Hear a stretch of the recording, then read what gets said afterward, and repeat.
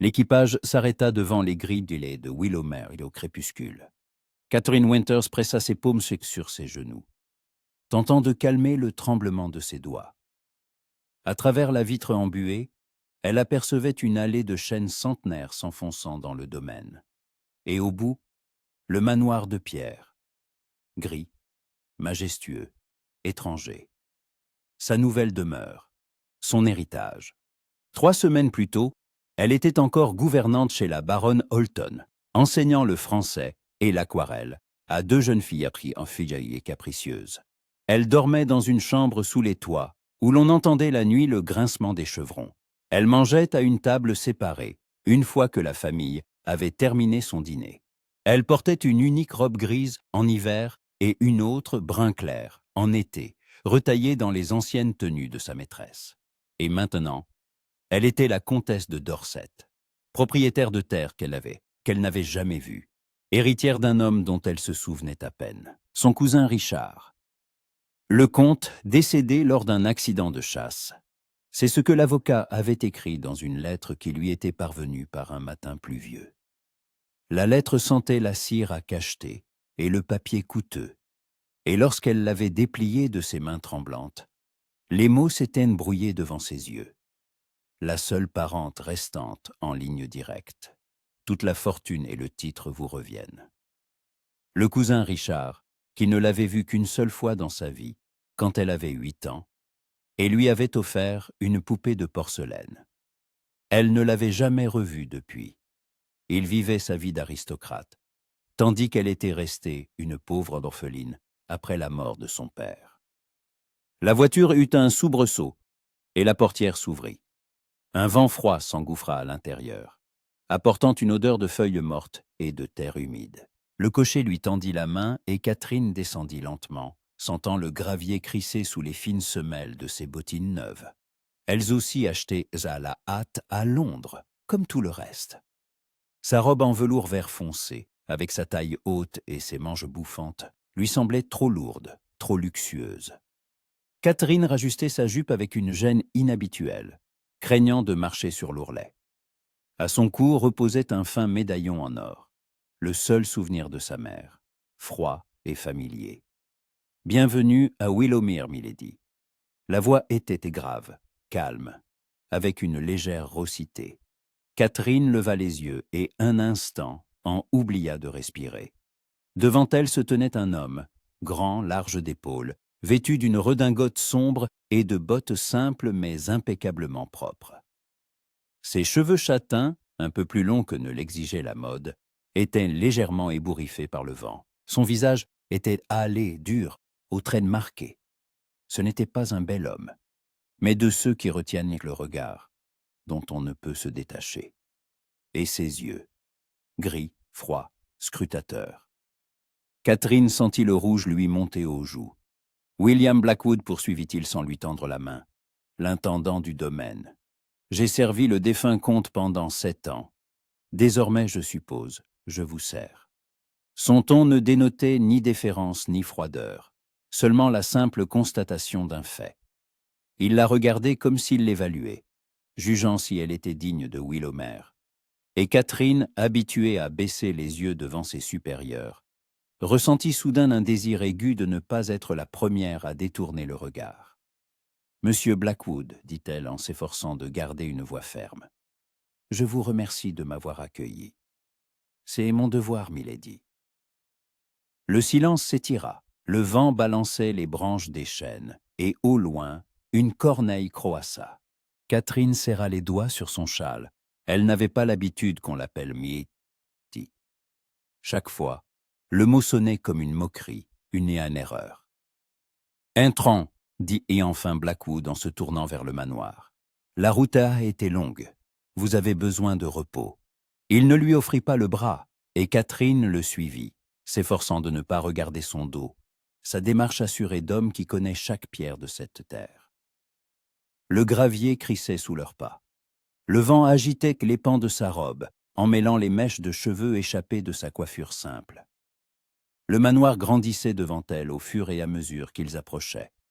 La pierre grise, les hautes fenêtres à petits carreaux, Le portique à colonnes envahi de vignes vierges. Beau, ancien, imprégné de l'histoire d'une famille qui n'était pas la sienne. La maison a été construite en 1170, dit Blackwood, sans se retourner. Elle a été remaniée 2 fois. La dernière fois, par le père du défunt comte. 40 pièces, une bibliothèque, une orangerie, des écuries. Les terres serres s'étendent jusqu'à la rivière, environ 500 acres. Catherine écoutait, mais les mots semblaient flotter autour d'elle. 500 acres, 40 pièces. Elle, qui avait passé les 10 dernières années à vivre chez les autres, se contentant d'une mansarde et de la gratitude qu'on lui témoignait pour un toit. Milady. Blackwood s'arrêta devant la porte d'entrée et se retourna. Son regard était attentif, scrutateur. « Si vous me permettez une remarque. »« Oui, il est d'usage ici que l'intendant rende compte de l'état des affaires au propriétaire. Demain matin, je pourrai vous faire visiter le domaine, vous présenter les personnes clés. Mais si vous préférez remettre cela à plus tard, non. » Catherine releva le menton. « Demain matin. Je veux tout savoir. » Quelque chose brilla dans ses yeux. De la surprise, de l'approbation, mais disparut si vite qu'elle n'eut pas le temps de le comprendre. « Comme vous l'ordonnez, Milady. » La porte s'ouvrit et Catherine entra dans le hall. L'odeur la frappa d'abord. Le bois ancien, la cire des bougies, la lavande et quelque chose d'autre, de subtil, à peine perceptible. L'odeur du temps, l'odeur d'une vie étrangère. Le hall était immense. Un sol en marbre, de hauts plafonds à moulures, un large escalier menant au premier étage, des portraits aux murs, des hommes en perruques et juste au corps, des femmes aux coiffures poudrées, des enfants avec des épagnols, des générations de Winters dont elle ignorait les noms. La gouvernante, Mrs. Holloway, a préparé vos appartements dans l'aile est, dit Blackwood en désignant d'un signe de tête une femme âgée en robe noire qui attendait au pied de l'escalier. Elle vous montrera vos chambres. Le dîner sera servi dans 1 heure, si vous n'êtes pas trop fatigué. Je vous remercie. Catherine fit un pas en avant, mais sa voix l'arrêta. Milady. Elle se retourna. Blackwood se tenait près de la porte, une silhouette sombre se découpant sur la lumière déclinante. Son visage était sérieux, presque sévère. « Bienvenue chez vous, » dit-il doucement. Et dans ces mots, il y avait quelque chose qui lui serra le cœur. Ni moquerie, ni pitié. Simplement, la constatation d'un fait auquel elle-même ne croyait pas encore. C'était sa maison, maintenant. La chambre qu'on lui avait attribuée était plus grande que toute la demeure de la baronne Holton, de la Haute-Haie, de hautes fenêtres donnant sur un jardin où le crépuscule enveloppait déjà les rosiers et les allées de gravier. Un lit à baldaquin, une coiffeuse sculptée, un fauteuil près de la cheminée où crépitaient des bûches. Au mur, un papier peint à délicats motifs floraux. Au sol, un tapis moelleux.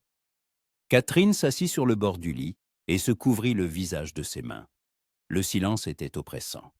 Chez la baronne, il y avait toujours du bruit. Les filles criaient, les portes claquaient, la musique jouait. Ici, il n'y avait que le tic-tac de l'horloge sur la cheminée et le murmure lointain du vent au dehors. Elle releva la tête et croisa son reflet dans le miroir de la coiffeuse. Un visage pâle, des yeux sombres trop grands, des cheveux couleur de blé mûr coiffés à la hâte. Une robe qui lui semblait toujours étrangère. Qui était-elle, à présent? La comtesse de Dorset, la propriétaire de Willowmere. Une femme que la haute société allait observer, évaluer, commenter à l'heure du thé. La parente pauvre sortit de nulle part. Catherine se leva et s'approcha de la fenêtre. Le jardin en contrebas se noyait dans la pénombre, mais elle distinguait la silhouette des arbres, les taches blanches des dernières roses. Au loin, une lumière vacilla, une lanterne dans les écuries, probablement. Et soudain, elle le vit. Blackwood se tenait sur la terrasse, appuyé à la balustrade de pierre. Sa silhouette était nette, immobile. Il regardait vers le jardin et il y avait dans sa posture quelque chose de solitaire, de las. Catherine se figea, craignant qu'il ne la remarque à la fenêtre. Mais il ne se retourna pas. Il restait là, le vent ébouriffant ses cheveux, et dans la faible lueur de la lanterne, son visage semblait sculpté dans la pierre. L'intendant, un ancien officier, avait écrit l'avocat dans sa lettre. L'homme qui avait servi son cousin pendant 7 ans et qui maintenant devait la servir. Alors pourquoi sentait-elle qu'il y avait autre chose entre eux? Quelque chose qu'elle ne comprenait pas mais qu'elle percevait, comme on perçoit l'approche d'un orage. Blackwood se retourna brusquement, comme s'il avait senti son regard. Catherine recula de la fenêtre, le cœur battant. Elle se cachait, comme une sotte jeune fille, comme une gouvernante qui n'ose pas regarder ses maîtres. Mais elle n'était plus une gouvernante. Catherine expira lentement et s'éloigna de la fenêtre. Ses mains tremblaient. Elle les serra en poing. Demain, elle commencerait à y voir plus clair. Dans le domaine, dans les gens, dans cette nouvelle vie qui s'était abattue sur elle comme une avalanche. Et dans Monsieur Blackwood, cet homme dont le regard lui faisait oublier de respirer. Catherine fut réveillée par la lumière. Vive, insistante, elle filtrait à travers les lourds rideaux qu'elle avait oublié de tirer la veille. Elle ouvrit les yeux et, pendant quelques instants, ne sut pas où elle se trouvait. Le plafond à moulure, le baldaquin au-dessus de sa tête, l'odeur de lavande et de cire d'abeille. Tout était étranger, inconnu. Puis, la mémoire lui revint. Willowmere, l'héritage, sa nouvelle vie. Catherine s'assit dans son lit, repoussant la couverture. Dehors, les oiseaux chantaient, des trilles joyeux et sonores. C'est comme si le monde n'avait pas basculé en une seule nuit. Elle passa une main sur son visage, tentant de chasser les derniers vestiges du sommeil. Elle avait mal dormi, se tournant et se retournant, écoutant les bruits inconnus. Un craquement de parquet, le murmure du vent dans la cheminée, le ululement lointain d'une chouette. On frappa à la porte. 3 coups, brefs et décidés. « Milady, puis-je entrer ?» La voix était jeune, enjouée, avec un léger accent cockney. Catherine ramena précipitamment la couverture sur ses épaules. « Oui, entrez !» La porte s'ouvrit et une jeune fille d'une 20aine d'années entra dans la pièce. Elle avait un visage rond et rose, des boucles rousses s'échappant de sa coiffe et des yeux noisettes pétillants de curiosité. Elle portait un plateau avec une théière et des brioches, et l'odeur du pain frais emplit aussitôt la chambre. « Bonjour, milady !» La jeune fille posa le plateau sur une table près de la fenêtre et fit une rapide révérence qui ressemblait plus à un bond. « Je suis Molly, la femme de chambre. Mrs. Holloway m'a ordonné de vous servir jusqu'à ce que vous engagiez votre propre camériste. Du thé ou préférez-vous du chocolat? Le cuisinier peut en préparer, mais il grogne que c'est trop tôt, que le chocolat c'est pour l'après-midi. Mais je lui dirai que vous êtes Jack la comtesse, et que si vous voulez du chocolat le matin, il est obligé de... » Du thé, Catherine ne put retenir un sourire. « Le thé suffira, je vous remercie, Molly. »« Oh Dieu, merci !» Molly se pencha d'un air conspirateur. « Le cuisinier est déjà en colère contre moi. Hier, j'ai fait tomber le moule à tarte. Ce n'était pas exprès. C'est juste que c'était chaud et je... » Molly l'interrompit doucement Catherine. Le thé refroidit. « Oh, oui. Pardon, milady. » Molly s'affaira, versant le thé dans une fine tasse de porcelaine, et Catherine la regarda avec une tendresse inattendue. Combien d'années lui avait-elle elle-même servi les autres? Servant le thé, nettoyant les chambres, souriant quand elle avait envie de pleurer. Et maintenant, on la servait. Milady, Molly lui tendit la tasse, et Catherine remarqua que les mains de la jeune fille étaient couvertes de petites éraflures, dues à la lessive sans doute, ou au nettoyage de l'argenterie. Monsieur Blackwood a fait dire qu'il vous attendait à la bibliothèque. Quand vous serez prête, bien sûr. Il a dit de ne pas vous presser. Mais à votre place, je me dépêcherai. Catherine but une gorgée de thé, chaud, parfumé, avec une légère amertume. Pourquoi? Molly s'assit sur le bord du fauteuil, oubliant manifestement les convenances, et baissa la voix d'un ton complice. Parce que M. Blackwood est un homme ponctuel, la discipline militaire, vous savez. S'il a dit le matin, c'est le matin, et puis... Elle gloussa, on dit qu'il était capitaine. Il a combattu Napoléon. Il a été blessé 2 fois, une cicatrice sur l'épaule, et une autre. Eh bien, je ne sais pas où, mais Sarah de la buanderie dit qu'elle l'a vu quand il changeait de chemise et à l'écurie, et... Molly. Pardon, Milady. La jeune fille se leva d'un bond, rougissant jusqu'aux oreilles. Je parle trop. Mrs. Holloway dit toujours que ma langue est trop longue. Mais vous n'êtes pas fâchée? J'ai juste pensé que ça vous intéresserait de savoir. Enfin, sur les gens d'ici. Sur le domaine. Sur Monsieur Blackwood. Catherine posa sa tasse et regarda Molly attentivement. La jeune fille était simple, bavarde, mais ses yeux brillaient d'une sincère honnêteté. Et Catherine comprit soudain qu'elle avait besoin de quelqu'un comme elle, quelqu'un qui lui dirait la vérité, et non ce qu'une comtesse est censée entendre. Molly, dit-elle lentement, je ne suis pas fâchée. Au contraire, j'ai vraiment besoin de connaître les gens d'ici. Je ne sais pas grand-chose de Willowmere, ni du défunt comte. De rien, en fait. Le visage de Molly s'illumina. « Oh, milady, alors je vous raconterai tout. Le défunt comte était un homme bon, mais... comment dire, distant. Il passait beaucoup de temps à Londres dans les clubs, à la chasse. Il a un peu négligé le domaine. Monsieur Blackwood est arrivé il y a 7 ans, et il a tout remis en ordre. Il a réparé les toits, réglé les baux, remboursé les dettes. Le comte lui faisait confiance. Tout le monde lui fait confiance. Il est strict mais juste. Et elle rougit de nouveau, les femmes le regardent. Mais lui, il ne regarde personne. On dit qu'il a eu une histoire d'amour dans le passé, une histoire malheureuse. Mais personne ne sait vraiment. Catherine sentit son cœur battre plus vite. Une histoire d'amour, malheureuse. « Je vois, » dit-elle d'un ton neutre. « Merci, Molly. Maintenant, aidez-moi à m'habiller. Il me faut quelque chose de pratique. Monsieur Blackwood a promis de me faire visiter le domaine. Oh, alors surtout pas une robe de cérémonie. » Molly bondit et se mit à fouiller dans la garde-robe que la gouvernante avait eu le temps de remplir la veille. Celle-ci en laine bleu marine, la jupe n'est pas trop large. Et un châle, et des bottines plus solides. Les chemins sont boueux après la pluie d'hier. Catherine s'habilla avec son aide, se sentant étrange, comme si elle jouait un rôle au théâtre. Une robe en laine bleu marine, avec une taille haute et de longues manches garnies de dentelle blanche. Molly arrangea ses cheveux en un simple chignon sur la nuque, laissant quelques mèches encadrer son visage. Catherine se regarda dans le miroir et, une fois de plus, ne se reconnut pas. Ni une gouvernante, ni une comtesse. Quelqu'un entre les deux. « Vous êtes magnifique, milady, » dit Molly avec sincérité. « Monsieur Blackwood sera ébloui.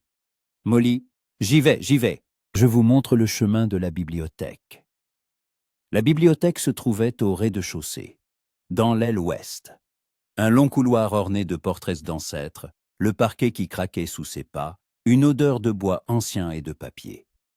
Molly la conduisit jusqu'à la porte, fit une révérence et s'enfuit, en faisant bruisser ses jupes. Catherine s'arrêta devant la porte, rassemblant son courage. Son cœur battait la chamade. C'était stupide, ce n'était que l'intendant. Un homme à qui elle allait donner des ordres. Alors pourquoi ses mains tremblaient-elles? Elle poussa la porte. La bibliothèque était immense. Des étagères jusqu'au plafond, chargées de livres aux reliures de cuir. De hautes fenêtres laissaient entrer la lumière du matin. Un globe terrestre sur son socle, une carte ancienne au mur, un bureau en chêne sombre. Et Blackwood, debout près de la fenêtre, dos à elle. Il se retourna en entendant ses pas. Aujourd'hui, il portait une redingote gris foncé, un gilet, une cravate simple. Ses cheveux étaient peignés, mais toujours légèrement en désordre. Son visage était sérieux, ses yeux attentifs. « Milady », il s'inclina. Une inclination brève et contenue. « Bonjour, avez-vous bien dormi ?»« Oui, merci, mentit Catherine. Je vous prie de m'excuser si je vous ai fait attendre. Pas du tout. Il désigna d'un geste un fauteuil près de la cheminée. Asseyez-vous, sir, je vous prie. Avant de vous faire visiter le domaine, j'aimerais discuter de certaines questions d'affaires. Catherine s'assit, s'efforçant de se tenir droite. Blackwood resta debout, appuyé contre le bord du bureau. Quelques pas les séparaient, mais Catherine sentait sa présence avec une telle acuité que l'air semblait s'être épaissi. Le domaine, commença-t-il d'un ton professionnel, rapporte environ 3000 livres par an. Pas autant qu'il le pourrait, mais le défunt comte ne s'intéressait pas à la gestion. Je me suis efforcé de mettre de l'ordre. Les terres sont louées à des fermiers fiables, les dettes sont payées, les réserves sont pleines, mais certaines choses exigent votre décision. Lesquelles? Catherine se força à le regarder dans les yeux. Premièrement, l'aile est à besoin de réparation. Le toit fuit, le plâtre s'effrite. Deuxièmement, 2 fermes nécessitent de nouveaux locataires, les anciens partant pour la ville. Troisièmement, il marqua une pause. La haute société s'attend à ce que la nouvelle comtesse fasse son entrée dans le monde. Soirées, bals, visites, cela fait partie de votre position. Catherine sentit un froid l'envahir. La haute société, les bals, ces mêmes personnes, devant lesquelles elle avait incliné la tête toute sa vie, en servant le thé et en rangeant les jouets des enfants. « Monsieur Blackwood, dit-elle doucement, je ne suis pas sûre d'être prête pour cela. » Il la regarda attentivement, longuement, et soudain, il fit un pas en avant et s'accroupit devant son fauteuil, de sorte que leurs yeux se trouvèrent au même niveau. Un geste inattendu, qui enfreignait toutes les règles de la bienséance. Catherine se figea. « Milady, dit-il à voix basse, et pour la première fois, quelque chose de chaleureux, de presque doux, perça dans sa voix. Vous êtes prête. Vous êtes plus intelligente que la moitié de ceux qui vous jugeront. Vous avez enduré plus qu'ils n'endureront jamais dans toute leur vie. Ne les laissez pas vous intimider. » Catherine le regardait, incapable de détourner les yeux. Ses yeux gris, sérieux, sans l'ombre d'une moquerie. Son visage dur, adouci pour un instant. Et si près qu'elle pouvait distinguer une fine cicatrice au-dessus de son sourcil, à peine visible, mais qui la fit s'interroger. D'où? Quand? Pourquoi? Comment le savez-vous? Murmura-t-elle. Il eut un léger sourire, un sourire bref et triste. Et parce que moi aussi, j'ai cru un jour ne pas être prêt, et je me trompais. Il se releva, recula d'un pas, et Catherine ressentit une étrange déception. Elle aurait voulu qu'il reste près d'elle, que cet instant s'étire. Bien. Blackwood reprit son ton professionnel.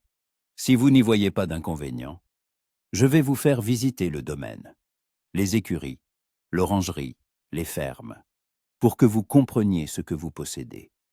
Oui, Catherine se leva. Je vous en prie. Ils sortirent maintenant par une porte latérale qui menait au jardin. La matinée était claire, fraîche, et sentait la terre humide et les roses fanées. Les allées étaient recouvertes de gravier, qui crissaient sous leurs pieds d'un pas régulier et rythmé. Blackwood marchait à ses côtés sans lui offrir le bras, et Catherine lui en fut reconnaissante. Elle ne voulait pas de formalité. Elle ne voulait pas jouer à la comtesse, alors que tout était si nouveau, si déroutant. Le jardin a été créé par le grand-père du défunt comte, expliquait Blackwood. Un style anglais. Des lignes naturelles, un minimum de formalité. Les roses poussaient bien ici. En été, le parfum est si enivrant qu'il en donne le tournis.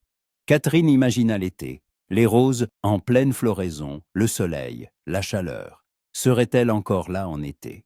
Où vendrait-elle le domaine pour retourner à Londres, à sa vie d'avant? Mais quelle vie l'attendait là-bas? Elle ne serait plus gouvernante. Comtesse, elle devait apprendre à l'être. « Monsieur Blackwood, dit-elle soudain, parlez-moi du défunt comte, de mon cousin Richard. Je ne me souviens presque pas de lui. » Blackwood ralentit le pas, songeur. Le comte Richard était un homme complexe. Bon, mais faible. Il aimait le jeu, la chasse, les mondanités. Il n'aimait pas les responsabilités. Quand je suis arrivé ici il y a 7 ans, le domaine était en déclin. Des dettes, des locataires mécontents, le délabrement. J'ai remis de l'ordre, mais le comte s'intéressait rarement aux affaires.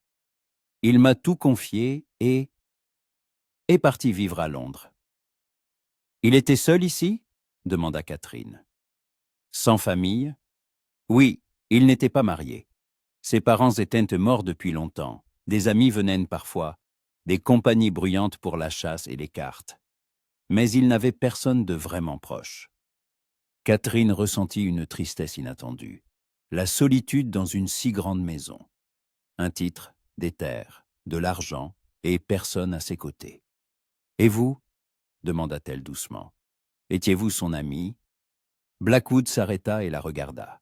« J'étais son intendant, milady, pas son ami. » Il y avait dans son ton quelque chose de dur, de presque froid. Catherine comprit une limite à ne pas franchir. Ils continuèrent en silence.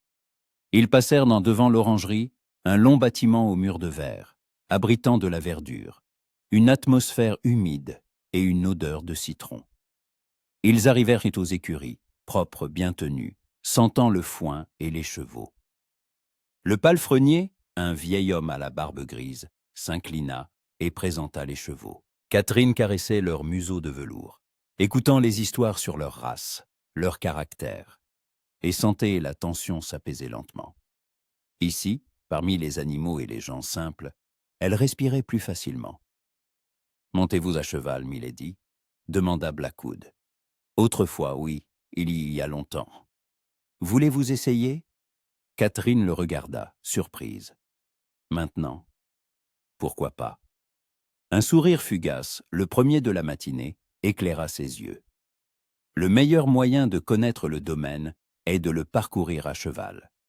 Et avant qu'elle ait pu protester, le palefrenier scellait déjà une jument grise aux yeux doux. On amena à Blackwood un étalon bay, grand et nerveux. Catherine regardait la jument et sentait monter en elle quelque chose d'oublié, de la joie, de l'impatience. Quand avait-elle monté pour la dernière fois ? 10 ans, plus. Blackwood lui tendit la main pour l'aider à se mettre en selle. Ses doigts étaient un chaud, fort. Un instant, leurs mains se touchèrent, et Catherine sentit un frisson parcourir sa peau. Il lâcha sa main et monta sur les talons avec une aisance familière. La discipline militaire, pensa Catherine. Capitaine, héros de guerre. Prête, milady ? Oui. Ils partirent au pas, quittant les écuries pour une large route menant au champ.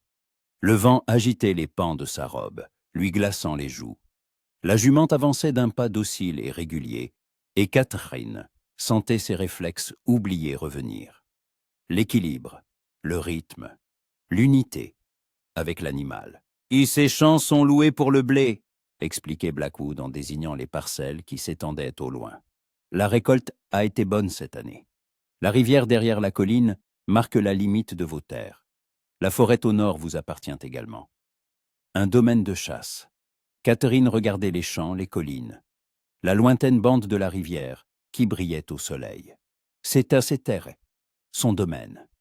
Comme ce mot sonnait étrangement. À elle.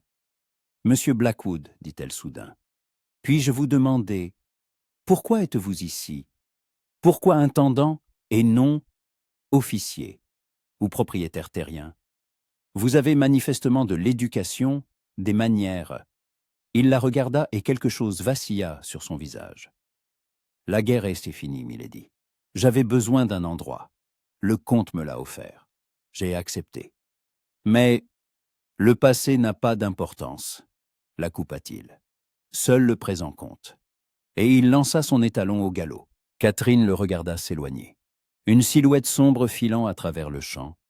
Le vent dans la crinière du cheval, dans ses cheveux. La liberté, la fuite. De quoi fuyait-il? Elle pressa les flancs de sa jument, qui accéléra docilement, passant à un léger galop. Le vent siffla à ses oreilles, son cœur battit plus vite. Devant, Blackwood galopait, et Catherine le poursuivait, sans penser, sans analyser, s'abandonnant simplement à cet instant de liberté. Ils s'arrêtèrent près de la rivière, essoufflés. Les chevaux renâclaient, secouant la tête. Catherine glissa de sa selle, ses jambes flageolèrent, et Blackwood la rattrapa par le coude, l'empêchant de tomber. « Attention !» dit-il. Ils étaient à nos proches, trop proches.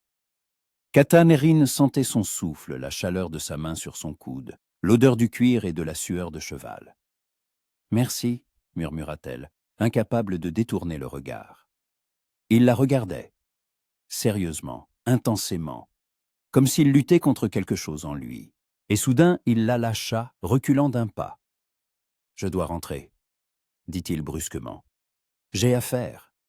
Je vous raccompagne. » Et il ne dit plus un mot de tout le chemin du retour. Le soir, Catherine était dans sa chambre, tandis que Molly lui brossait les cheveux avant de dormir. La jeune fille bavardait de tout et de rien, du cuisinier, du nouveau laquais, des rumeurs qui couraient au village sur la nouvelle comtesse.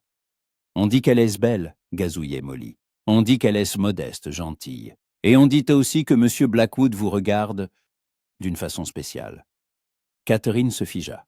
« Quoi ? » « Eh bien, Molly rougit vivement. John des Écuries a dit qu'il vous avait vu galoper avec M. Blackwood, et qu'il vous regardait quand vous ne le voyiez pas. Il vous regardait d'une façon... Enfin, vous comprenez. » Son cœur s'accéléra. « Molly, ce sont des sottises. » « Peut-être. » La jeune fille haussa les épaules. « Mais M. Blackwood n'a regardé personne en 7 ans. Et puis vous arrivez, et... Eh bien, les gens remarquent, milady. » Catherine ferma les yeux. Elle ne devait pas penser à ça. Elle ne devait pas sentir cette chaleur en elle, cet espoir. Il était l'intendant. Elle était la comtesse. Un abîme les séparait. Mais pourquoi ne pouvait-elle pas oublier la façon dont il l'avait regardée près de la rivière? Une semaine s'était écoulée depuis l'arrivée de Catherine à Willowmere. 7 jours étranges, à la fois lents et rapides, remplis de nouveaux visages, de noms, de responsabilités. Elle se levait tôt, avec l'aube, et se couchait tard. Lorsque les bougies se consumaient, laissant dans la pièce une odeur de cire et de fumée, Molly était constamment à ses côtés. Elle la réveillait, l'aidait à s'habiller, l'accompagnait dans ses promenades au jardin, bavardant sans cesse de tout et de rien. Et Catherine était reconnaissante de ce bavardage. Ils comblèrent le silence, la détournaient de ses pensées de plus en plus confuses et angoissantes.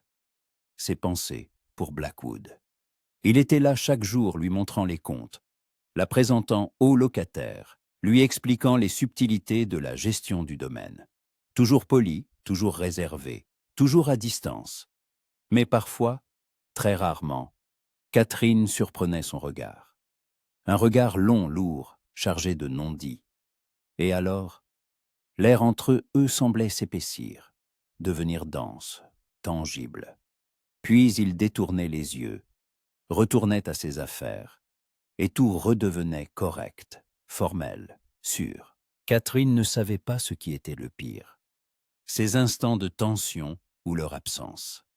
Le matin du 8e jour, Molly fit irruption dans la chambre avec un plateau et un visage radieux.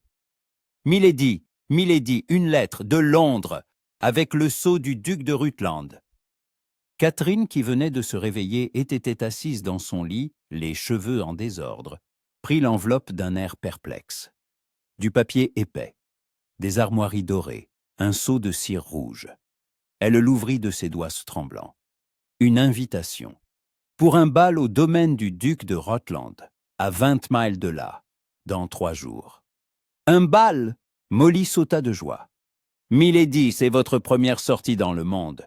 Il faut une robe, des bijoux, une coiffure. Oh mon Dieu, nous n'avons que 3 jours. Catherine regardait l'invitation et sentait un froid l'envahir. Un bal, la haute société.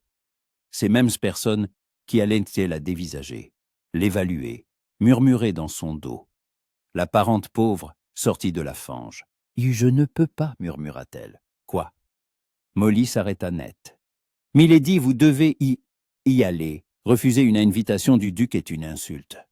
Et puis, vous êtes la comtesse. » Vous êtes censé fréquenter la société. Molly, je ne sais pas. Je ne sais pas comment me comporter dans un bal. Je n'ai jamais été une invitée. Seulement, une servante. Les mots lui échappèrent, et Catherine se couvrit le visage de ses mains, honteuse de sa propre faiblesse. Mais c'était la vérité. Elle ne connaissait pas les manières du monde, ne savait pas danser comme les dames, ne maîtrisait pas l'art de la conversation légère et des compliments élégants. Molly s'assit sur le bord du lit et lui toucha doucement l'épaule. « Milady, » dit-elle doucement, et sa voix n'avait plus rien de son insouciance joyeuse, seulement une chaude compassion. « Vous n'êtes pas seule. Je vais vous aider. Mrs. Holloway va vous aider. Et Monsieur Blackwood, il ne vous laissera pas vous faire du mal. Il n'est pas comme ça. » Catherine releva la tête et regarda la jeune fille à travers ses larmes. « Comment le sais-tu » ?»« Parce qu'il vous regarde comme un homme regarde une femme qu'il veut protéger, même s'il ne s'en rend pas compte lui-même. » Son cœur se serra. Catherine voulait y croire. Elle le voulait tellement, mais « Il est l'intendant, Molly, et je suis la comtesse. Entre nous, entre vous, il n'y a que des règles stupides, » la coupa Molly. « Et les règles sont faites pour être enfreintes. Mais ça, c'est pour plus tard. Pour l'instant, vous devez aller à ce bal et montrer à toutes ces dames arrogantes que vous êtes dignes de votre titre. Et nous allons vous y aider. » Catherine trouva Blackwood dans son bureau où il triait le courrier. Il leva la tête quand elle entra, et un instant, quelque chose de chaleureux, de presque tendre, brilla dans ses yeux. Mais cela disparut aussitôt. « Milady » Il se leva et s'inclina. « Que puis-je pour vous ?» Catherine lui tendit l'invitation. Il parcourut les lignes du regard, et son visage se durcit. « Le duc de Rutland » dit-il à voix basse. « L'un des hommes les plus influents du comté. Vous ne pouvez pas refuser.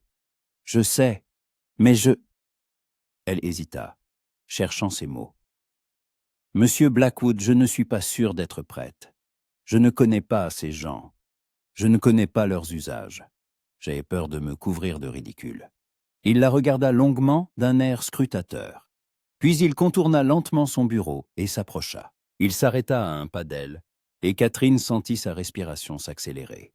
« Vous ne vous couvrirez pas de ridicule, » dit-il doucement. « Vous êtes intelligente, cultivée, noble. Vous avez plus de dignité que la moitié des gens qui seront à ce bal. Soyez simplement vous-même. »« Mais je ne sais pas danser, » avoua-t-elle, la voix tremblante. « Enfin, je sais, mais pas comme il faut, pas comme eux. » Blackwood resta silencieux. Puis, soudain, il lui tendit la main. « Alors je vais vous apprendre. » Catherine se figea. « Quoi ? » ?»« Je vais vous apprendre à danser, correctement, comme on danse dans les bals. » Il eut un léger sourire, teinté d'autodérision. « Je suis un officier. On nous a appris à danser. Cela faisait partie de notre formation militaire. Et il faut savoir se tenir en société. » Catherine regardait sa main tendue, forte, avec une cicatrice au poignet, à peine visible sous la manchette. Si elle prenait cette main, s'ils dansaient, si près, ensemble. « Maintenant, » murmura-t-elle. « Pourquoi pas ?» Il y avait un défi dans sa voix, ou du désespoir. « Il y a un piano dans le grand salon, » Molly jura. « Si vous n'y voyez pas d'inconvénient. » Elle ne pouvait pas refuser. Elle ne voulait pas refuser. D'accord. Le grand salon était inondé de la lumière du matin. De fenêtres, un parquet ciré jusqu'à briller. Des miroirs aux murs qui reflétaient tout à l'infini. Dans un coin, un piano ancien aux pieds sculptés. Molly, appelée en urgence, était assise devant l'instrument, les yeux écarquillés. Elle passait son regard de Catherine à Blackwood et vice-versa, une joie mal dissimulée peinte sur son visage. « Que dois-je jouer, monsieur Blackwood ?» demanda-t-elle, retenant à peine un gloussement. « Une valse, simple. » Il retira sa redingote, restant en gilet et chemise. Il retroussa ses manches, dévoilant des avant-bras forts, hâlés, et oui, il y avait là une autre cicatrice, longue et pâle. Catherine ne pouvait en détacher les yeux. Blackwood se tourna vers elle et lui tendit la main. « Prête, milady ?» Catherine fit un pas en avant et posa sa paume dans la sienne. Ses doigts se refermèrent sur sa main, doucement mais fermement. Il posa son autre main sur sa taille, et Catherine sentit ce contact à travers le tissu de sa robe, comme une brûlure. « La valse se danse sur 3 temps, dit-il, la voix égale et professionnelle, comme Signé. Il n'y avait pas cette tension, cette chaleur entre eux. Je guide, vous suivez. Ne regardez pas vos pieds, regardez-moi. » Elle leva les yeux, gris, sérieux, si proches qu'elle pouvait distinguer des éclats dorés dans ses iris. Molly commençait. Les premiers accords s'élevèrent, lents, un peu hésitants. Molly n'était pas une virtuose, mais la mélodie était reconnaissable, légère. Blackwood fit un pas, et Catherine le suivit. 1, 2, 3, 1, 2, 3. D'abord maladroitement, elle lui marchait sur les pieds, perdait le rythme, rougissait. « Ne pensez pas, » dit-il doucement. « Sentez, la musique, le mouvement, moi. » Sa voix l'enveloppait, l'apaisait. Catherine expira, se détendit, le laissa la guider. Et soudain, miracle, ils se mirent à bouger avec fluidité, en rythme.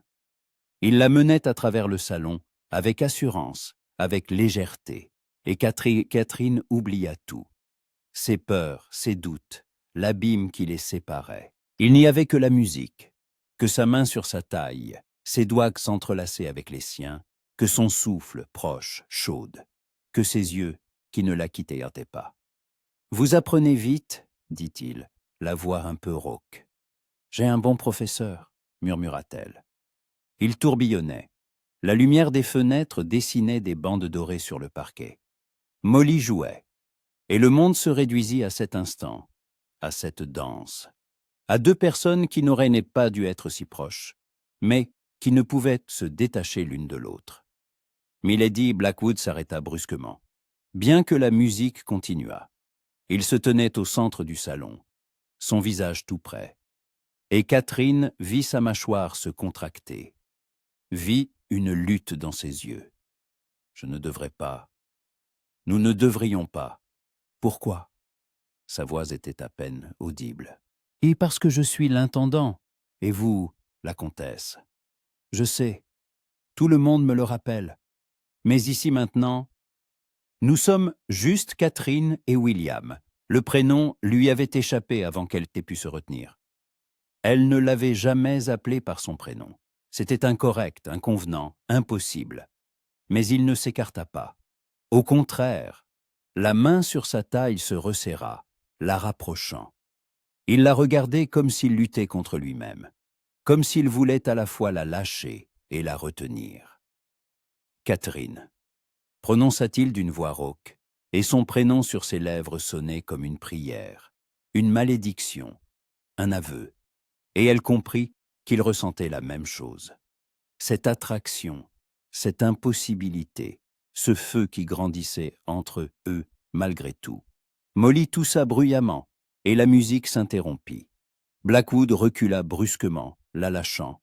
Son visage se referma, devint dur. « Vous êtes prête pour le bal, milady ?» dit-il d'un ton officiel. « Vous dansez à merveille. Si vous le permettez, je dois retourner à mes affaires. » Il s'inclina, brièvement, formellement, et sortit sans même se retourner. Catherine resta au milieu du salon, tremblant de tout son corps. Ses mains étaient glacées. Son cœur battait si fort qu'elle manquait d'air. « Milady ?» Molly s'approcha doucement et lui prit la main. « Il vous aime, je l'ai vu. Il a juste peur de l'avouer. »« Ne dis pas de bêtises, » murmura Catherine, mais les larmes l'étouffaient. « Il ne peut rien y avoir entre nous. » « Pourquoi ? Parce qu'il est l'intendant. Milady, vous êtes la maîtresse ici. Vous pouvez faire ce que vous voulez. » « Non, Molly, ce n'est pas si simple. La société. »« Au diable la société !» s'exclama la jeune fille. Et Catherine sourit même à travers ses larmes. « Pardon, Milady, mais c'est vrai. Vous avez vécu toute votre vie selon les règles des autres. Il est peut-être temps de commencer à vivre selon les vôtres. » 3 jours passèrent dans un tourbillon. La couturière, appelée d'urgence de la ville, confectionnait une robe de bal en soie bleu clair, avec une taille haute, de courtes manches bouffantes et une jupe brodée de fils d'argent. Catherine se tenait debout pour l'essayage, tandis que Molly poussait des exclamations de ravissement. « Vous serez la plus belle de toutes, milady. Tous les hommes seront à vos pieds. » Catherine regardait son reflet dans le miroir et ne se reconnaissait pas. Cette femme dans une robe coûteuse, avec une coiffure en boucle, des bijoux au cou, était-ce elle, l'ancienne gouvernante? Elle ne vit presque pas Blackwood. Il l'évitait, transmettant ses ordres par l'intermédiaire de la gouvernante, ne venant pas dîner, disparaissant dans le domaine de l'aube au crépuscule. Et Catherine comprenait pourquoi. Ce qui s'était passé dans le salon les avait effrayés tous les deux. Ils avaient franchi une ligne invisible, au-delà de laquelle commençait le danger, l'interdit. Le soir précédant le bal, elle descendit pour dîner et le trouva dans la salle à manger.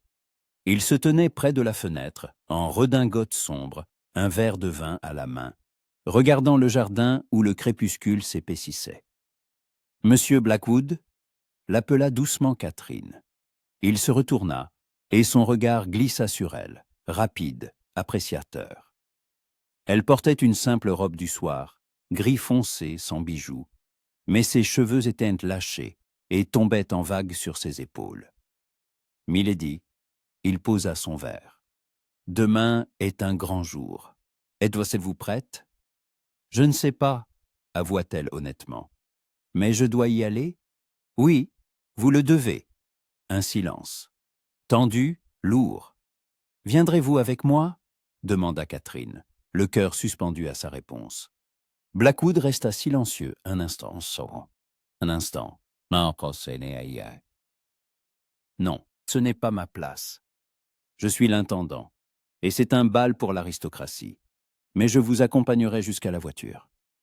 Et je vous accueillerai à votre retour. » La déception la frappa si fort que Catherine retint à peine un gémissement. Elle voulait qu'il soit là. Elle voulait danser avec lui, pas avec des lords inconnus et pompeux. Elle voulait voir ses yeux, pleins de cette tempête qu'il s'efforçait tant de cacher. Mais elle se contenta de hocher la tête. « Je comprends. Merci, monsieur Blackwood, pour tout. » Elle se tourna pour partir, mais sa voix l'arrêta. « Catherine. » Elle se figea. Il l'avait de nouveau appelée par son prénom, sans titre, sans distance. « Oui, vous serez magnifique demain, et ne laissez personne vous faire croire le contraire. Vous... » Il s'interrompit, serra les poings. « Vous valez mieux que tous réunis. » Ces mots la brûlèrent. Catherine se retourna, voulant dire quelque chose.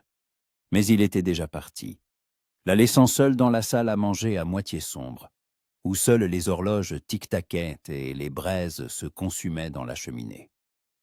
Le matin du bal fut clair et froid. Catherine se réveilla avec une lourdeur sur la poitrine. Molly s'affairait, l'aidant à s'habiller, à coiffer ses cheveux, à attacher ses bijoux, un fin collier de saphir qui avait appartenu à la mère du cousin Richard. « Vous êtes splendide, milady » souffla Molly en reculant, « comme une princesse de conte de fées. » Catherine se regarda dans le miroir. La robe de soie bleu clair épousait sa silhouette, soulignant sa finesse, et la jupe tombait en un flot doux, scintillant de broderies d'argent. Ses cheveux étaient relevés en un chignon haut, avec quelques boucles encadrant son visage. Les saphirs brillaient froidement à son cou. Elle ressemblait à une comtesse, mais elle se sentait comme une usurpatrice. « Ah, il est temps, milady » dit doucement Molly. « La voiture attend. » Catherine descendit l'escalier en se tenant à la rampe. Ses jambes tremblaient. Près de la porte d'entrée se tenaient les domestiques, la gouvernante et Blackwood. Il la regardait comme s'il la voyait pour la première fois. Les yeux grands ouverts, les lèvres entr'ouvertes, le souffle coupé. Il la regardait, et dans ce regard, il y avait tout. L'admiration, la nostalgie, le désespoir, le désir. Catherine s'arrêta devant lui, et le monde autour d'eux sembla se dissoudre. Il n'y avait plus que d'eux, que cet instant. « Vous êtes... Blackwood s'interrompit, déglutit. « Vous êtes magnifique, milady. »« Merci, » murmura-t-elle. Il lui tendit la main pour l'aider à descendre les marches jusqu'à la voiture. Ses doigts tremblaient, très légèrement, mais elle le remarqua. Et cela lui donna de la force. Il ressentait la même chose. Il luttait, mais il ressentait. « Bonne chance, » dit-il alors qu'elle s'installait dans la voiture. « Et souvenez-vous, vous n'êtes pas moins bien qu'eux. Vous êtes meilleur. » La portière se referma, la voiture s'ébranla. Catherine regardait par la fenêtre sa silhouette qui s'éloignait, se dissolvant dans la lumière du matin, et pour une raison inconnue, les larmes lui brouillaient la vue. Elle se rendait à un bal, dans la haute société, dans un monde où on la jugerait, l'évaluerait, la critiquerait. Mais tout ce à quoi elle pouvait penser, c'était aux yeux gris de William Blackwood et à la façon dont sa voix avait tremblé en prononçant son prénom. Le domaine du duc de Rutland accueillit Catherine. Catherine sous la lumière de centaines de bougies. L'immense manoir de pierre blanche brillait dans le crépuscule comme un joyau sur du velours. Les voitures formaient en une longue file, déposant les invités au pied d'un large escalier recouvert d'un tapis rouge. La musique s'échappait des fenêtres ouvertes de la salle de bal, légère, séduisante, si étrangère. Catherine sortit de la voiture, et le vent froid du soir effleura ses épaules nues, la faisant frissonner. Elle se tenait au bas de l'escalier, observant le flot d'invités. Des dames en robes somptueuses, couvertes de bijoux, des hommes en frac, avec canne et haussure de forme. Tous se déplaçaient avec une assurance désinvolte, comme si c'était leur monde, leur territoire. Et elle était une étrangère. « Et la comtesse de Dorset !» annonça un laquais d'une voix forte. Et quelques têtes se tournèrent. Catherine releva le menton et monta les marches en se tenant à la rampe. Son cœur battait si fort qu'elle craignait que tout le monde ne l'entende. Le froufrou de la soie, le poids des saphirs à son cou, la froideur du marbre sous les fines semelles de ses escarpins. Chaque pas était un effort. Dans le vestibule, elle fut accueillie par le duc de Rutland en personne, un homme d'une 50aine d'années, corpulent, avec des favoris grisonnants et des yeux perçants. Il s'inclina, prit sa main et la baisa, un geste formel, galant. « Comtesse, quel honneur !» Sa voix était profonde, veloutée. « Enfin, nous nous rencontrons. Le défunt comte Richard était mon ami. Une perte regrettable. Mais je suis heureux de voir que son titre est passé à une héritière aussi charmante. Je vous remercie, votre grâce. » Catherine fit une révérence, comme le lui avait appris autrefois la gouvernante de la baronne. Élégante, contenue. « Vous êtes très aimable. Permettez-moi de vous présenter à la société. » Le duc lui offrit son bras, et Catherine y posa la main. Ils entrèrent dans la salle de bal, et elle en eut le souffle coupé. La salle était immense.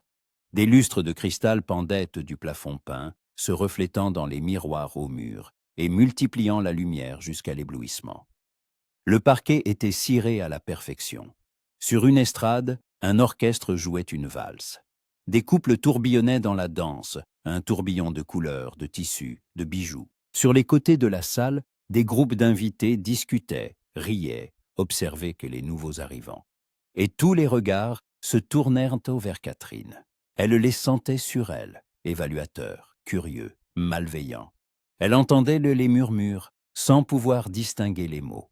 Elle voyait les dames cacher leurs lèvres derrière leurs éventails en se penchant les unes vers les autres. Les hommes l'examinaient avec un intérêt non dissimulé. La parente pauvre, la gouvernante, la parvenue.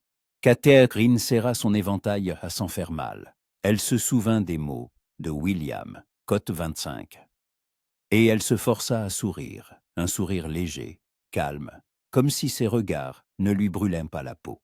« Lady Ashton, permettez-moi de vous présenter la comtesse de Dorset. » Le duc la conduisit vers une femme d'âge mûr en robe lilas, avec un diadème dans les cheveux et des yeux bleus et froids.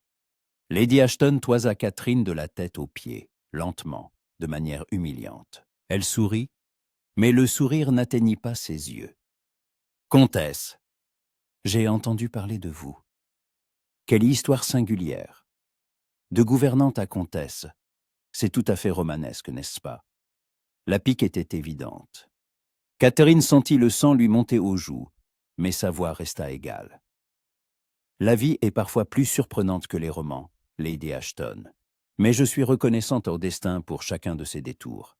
Mes années de travail m'ont appris à apprécier ce que j'ai. Oh, sans aucun doute, Lady Ashton déploya son éventail. Cependant, je dois dire que gérer un domaine n'est pas une mince affaire. J'espère que vous avez un intendant compétent. Monsieur Blackwood s'en sort admirablement, dit Catherine, et le nom de William sur ses lèvres sonna comme une protection, un étendard. Blackwood? Les sourcils de Lady Ashton se haussèrent. Ah oui, l'ancien capitaine, un bel homme. Dommage qu'il soit de si basse extraction. Mais pour un intendant, cela n'a pas d'importance.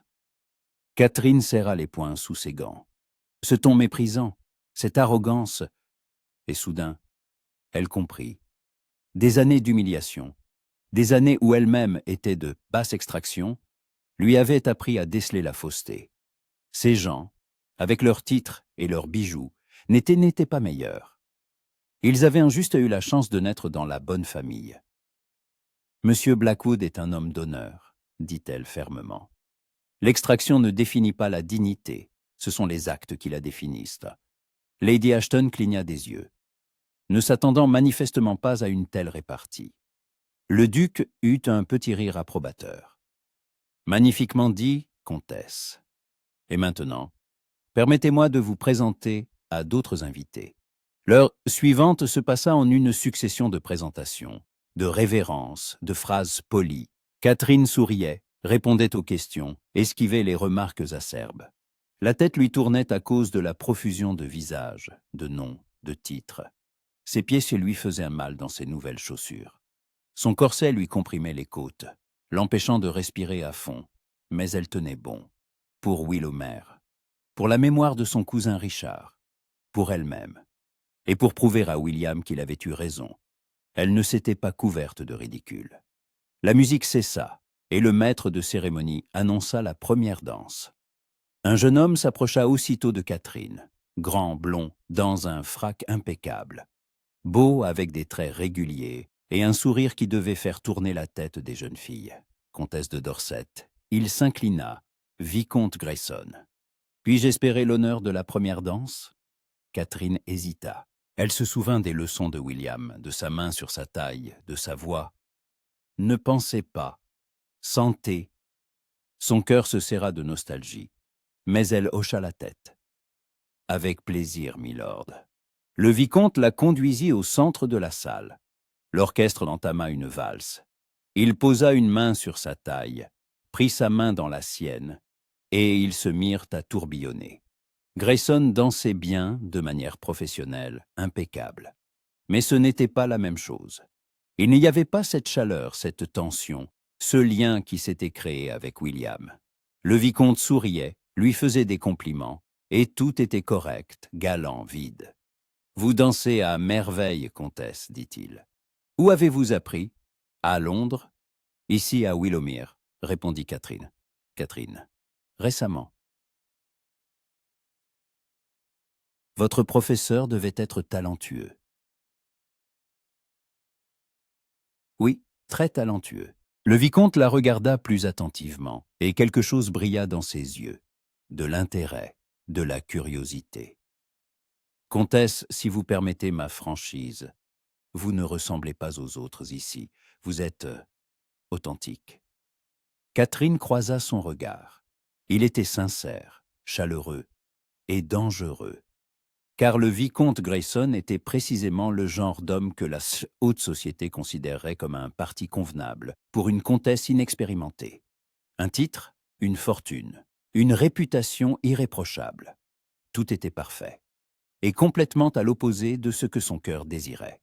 « Je vous remercie, milord, » dit-elle d'un ton neutre, « mais je crains de n'être qu'une apprentie comtesse. »« Vous vous en sortez à merveille, » sourit Grayson. Et j'espère que ce ne sera pas notre dernière danse ce soir. La musique s'arrêta. Il la raccompagna sur le côté de la salle, s'inclina et s'éloigna. Mais Catherine sentit son regard sur elle pendant encore un long moment. La soirée s'éternisait. Catherine dansa avec différents partenaires. Un baron âgé, le jeune héritier du duc, un colonel de l'armée. Elle souriait, parlait, feignait d'apprécier le bal. Mais à l'intérieur, un vide, un froid, une mélancolie grandissaient. Elle pensait à Willowmere, aux soirées tranquilles au coin du feu avec un livre, aux promenades dans le jardin, à Molly et son joyeux bavardage, à William. Mon Dieu, comme il lui manquait, comme elle aurait voulu qu'il soit là, à ses côtés, qu'elle danse à nouveau dans ses bras, qu'elle regarde dans ses yeux gris, qu'elle l'entende l'appeler par son prénom. Comtesse, vous semblez fatiguée. Catherine sursauta. À côté d'elle se tenait une femme d'une trentaine d'années, grande, élégante, dans une robe couleur bordeaux qui soulignait sa silhouette élancée. Des cheveux noirs coiffés en une coiffure complexe, des yeux sombres qui examinaient Catherine avec un intérêt non dissimulé. Lady Hartfield se présenta à la femme en lui tendant la main, veuve, voisine du défunt comte Richard. Nous étions proches. Le dernier mot était chargé de sous-entendu. Catherine serra la main qu'on lui tendait. « Enchantée de faire votre connaissance, Lady Hartfield. » « Faisons un tour. » Hartfield fit un signe de tête vers la terrasse. « Il fait étouffant ici, et je dois vous parler en privé. » Catherine se méfia, mais hocha la tête. Elles sortirent sur la terrasse, où il faisait frais et calme. La musique parvenait, assourdie, se mêlant au bruit du vent dans les arbres du jardin. Lady Hartfield s'arrêta près de la balustrade et se retourna. Son visage était sérieux, presque dur. « Ah ah !»« Comtesse, je serai franche. Richard et moi étions amants, depuis plusieurs années. Il avait promis de m'épouser une fois ses affaires financières réglées. Mais il est mort. Et le titre vous est revenu. » Catherine se figea. Amant, promesse. Cela changeait tout, ou rien. « Je suis désolée pour votre perte, » dit-elle prudemment. « Mais je ne comprends pas pourquoi vous me dites cela. » « Parce que je veux vous avertir. » Hartfield fit un pas vers elle. Sa voix se fit plus basse, plus froide. « Vous ne connaissez pas ce monde, comtesse. Vous n'en connaissez ni les règles ni les dangers. La haute société est cruelle avec les étrangers. Un faux pas, et ils vous mettront en pièces, un scandale, et tout ce que vous avez obtenu disparaîtra. » « Que voulez-vous dire ?» Hartfield eut un petit rire. « J'ai vu comment vous le regardez quand vous parlez de Monsieur Blackwood. J'ai entendu comment son nom change votre voix. C'est dangereux, comtesse. Une comtesse et son intendant, la société n'acceptera jamais une telle union. Vous deviendrez une paria, vous perdrez votre réputation. Et lui, il perdra tout. » Les mots la frappèrent comme une gifle. Catherine recula, s'appuyant contre la balustrade. « Il n'y a rien entre nous, » murmura-t-elle, la voix tremblante. Pour l'instant, Hartfield haussa un sourcil. Mais il y aura, je le vois. Et quand cela arrivera, prenez garde, car la société ne pardonne pas. Elle se retourna et partit, laissant Catherine seule sur la terrasse. Le froid l'envahit, malgré son châle. Catherine serra la balustrade, regardant dans l'obscurité du jardin. Hartfield avait raison. Elle l'avait toujours su, mais n'avait pas voulu l'admettre. Il ne pouvait rien y avoir entre elle et William. La société ne le permettrait pas. Et elle le détruirait. Lui, l'homme qui avait sauvé Willowmere, qui avait cru en elle, qui la regardait comme si elle était la seule étoile dans ses ténèbres. Les larmes lui brûlaient les yeux. Catherine leva la tête vers le ciel constellé d'étoiles et murmura dans le vide. « William, pardon, je ne peux pas. Nous ne pouvons pas. » « Comtesse ?» Elle se retourna. Le vicomte Grayson était sorti sur la terrasse, l'air inquiet. « Tout va bien, vous êtes pâle. »« Tout va bien. » Catherine s'essuya les yeux et se força à sourire. Juste un peu de fatigue. Le premier bal, l'émotion. Je comprends. Grayson s'approcha et lui tendit le bras. « Puis-je vous raccompagner dans la salle ? Ou, si vous le souhaitez, Je peux faire avancer votre voiture. Personne ne vous reprochera un départ anticipé. » Catherine le regarda. Beau, galant, convenable. Celui que la société approuverait. Celui avec qui elle pourrait construire un avenir sûr, respectable, vide. « Je vous remercie, milord, » dit-elle doucement. Oui, je veux rentrer chez moi. » La voiture filait sur la route nocturne, et Catherine, emmitouflée dans son châle, regardait par la fenêtre les ombres fugaces des arbres. Le bal était terminé. Elle avait tenu le coup. Elle ne s'était pas couverte de ridicule. Elle avait même fait bonne impression. Le vicomte Grayson avait demandé la permission de lui rendre visite à Willowmere. Elle avait réussi. Elle avait prouvé qu'elle était digne de son titre. Mais pourquoi ce vide à l'intérieur? Pourquoi chaque kilomètre qui la rapprochait de chez elle faisait-il battre son cœur plus fort? Non de joie, mais de peur.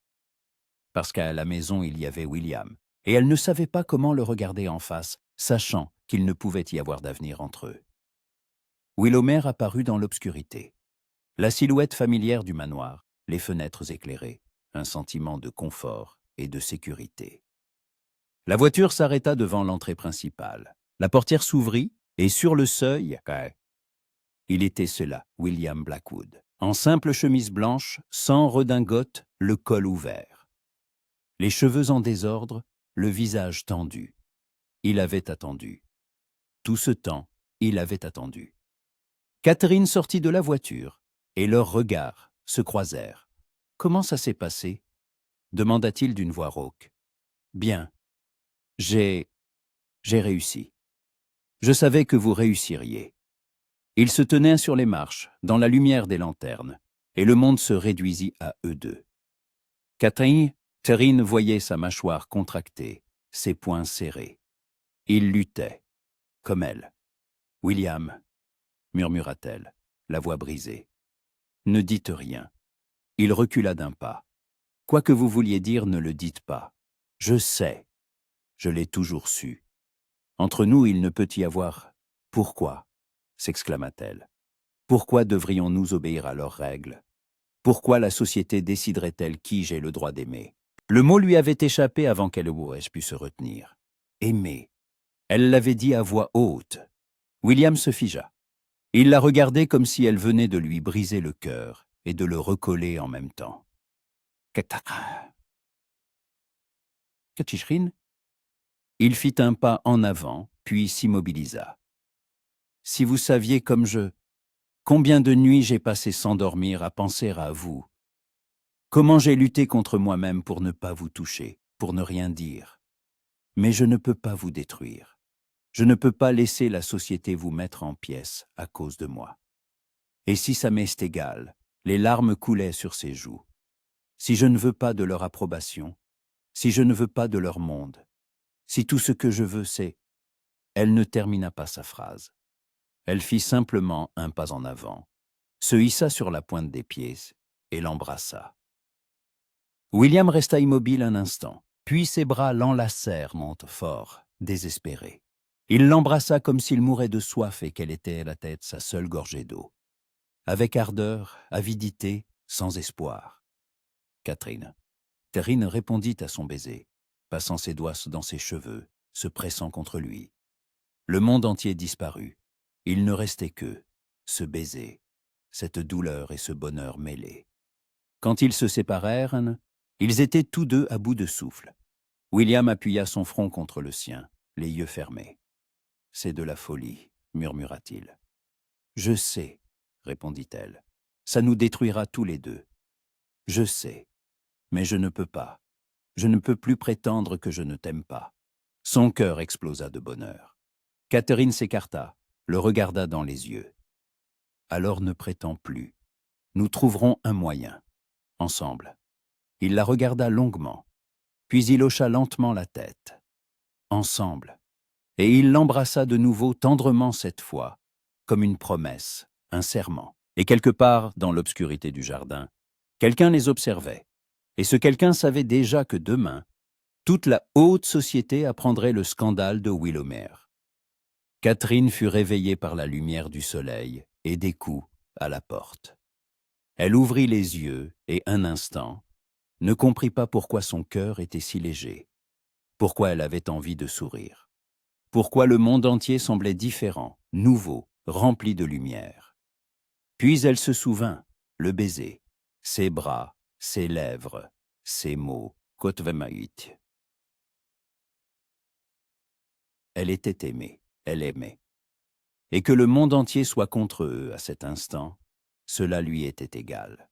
La porte s'ouvrit et Molly fit irruption dans la chambre, non avec sa gaieté habituelle, mais avec un visage inquiet. Elle portait le plateau du petit déjeuner, mais ses mains tremblaient si fort que les tasses s'entrechoquaient. « Milady » souffla-t-elle en posant le plateau sur une table et en se retournant. « Milady, il est arrivé quelque chose de terrible. » Catherine s'assit dans son lit, et la joie fit place instantanément à l'anxiété. Que s'est-il passé? Des lettres, 3 lettres ce matin, une du duc de Rutland, une de Lady Ashton, une de certain Pennington. Et toutes. Molly se couvrit le visage de ses mains.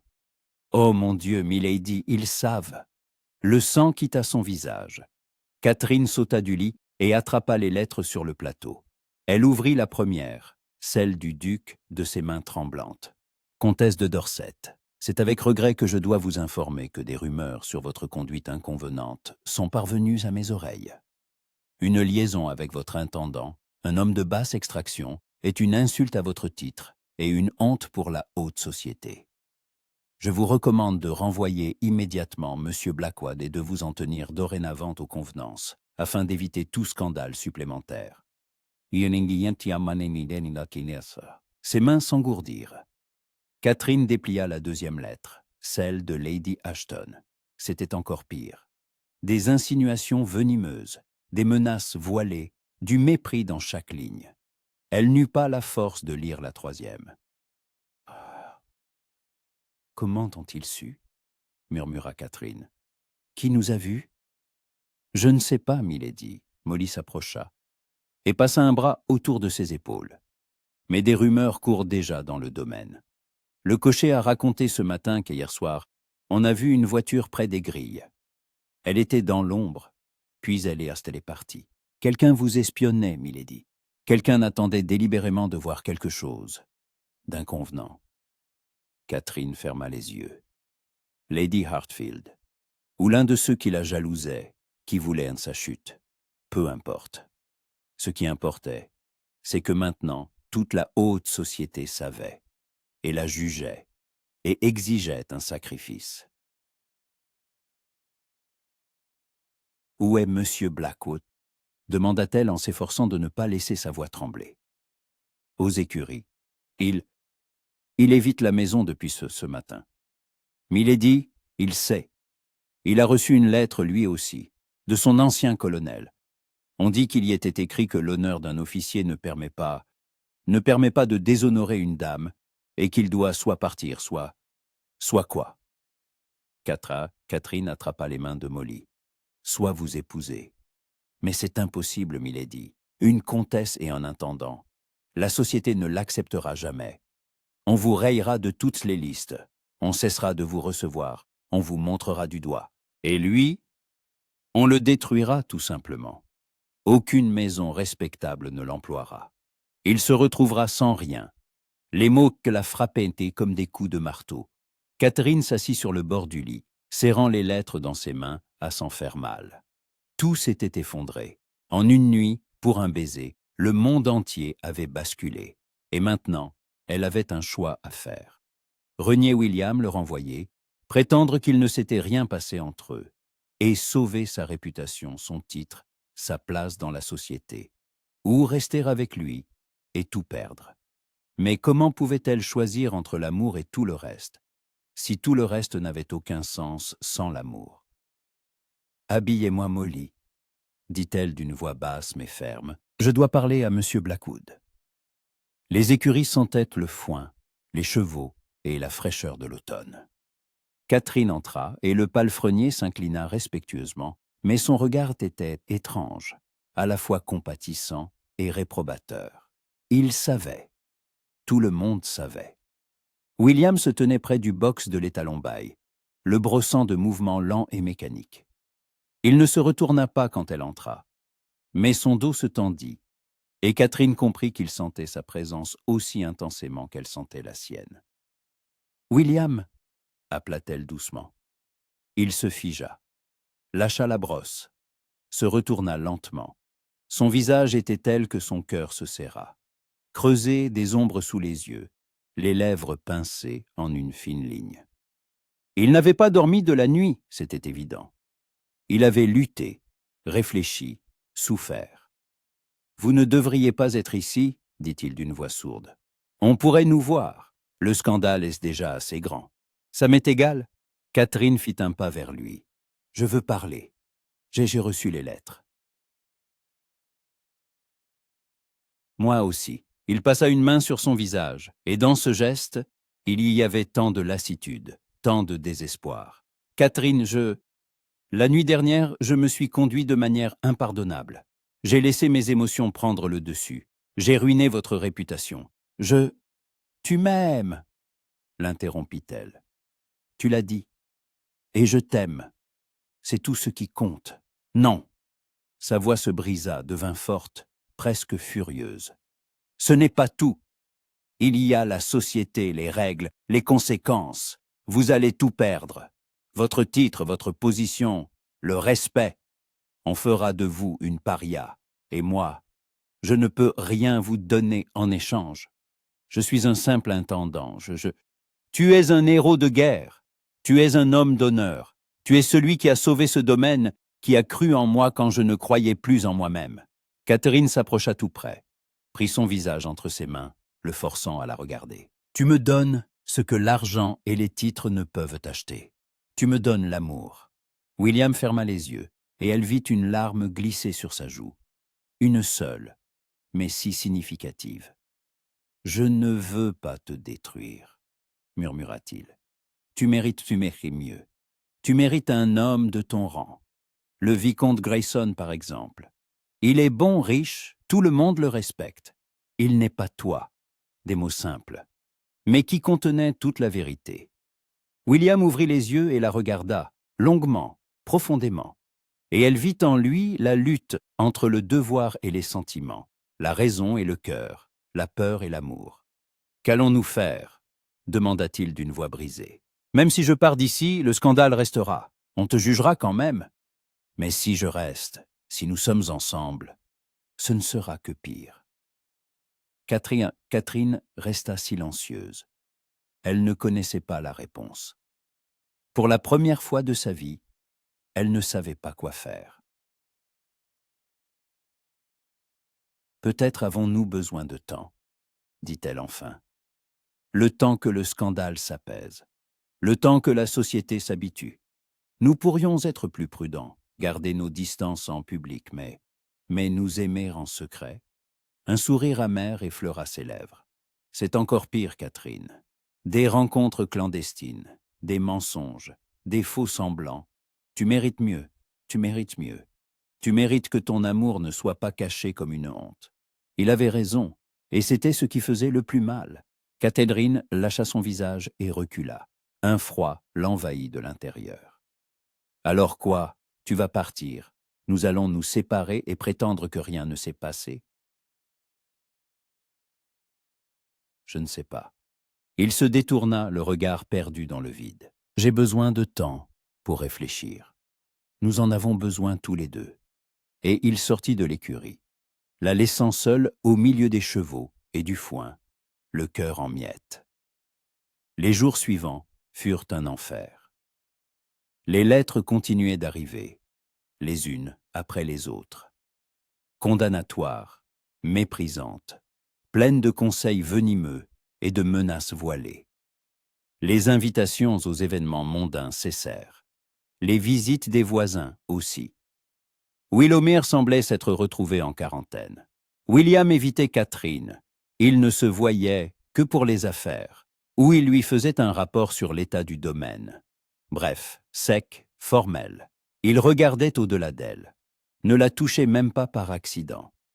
Il maintenait une distance si stricte qu'elle avait envie de crier. Molly essayait de la consoler. Mais même sa gaieté s'était envolée. Elle apportait le petit déjeuner, l'aidait à s'habiller et se taisait.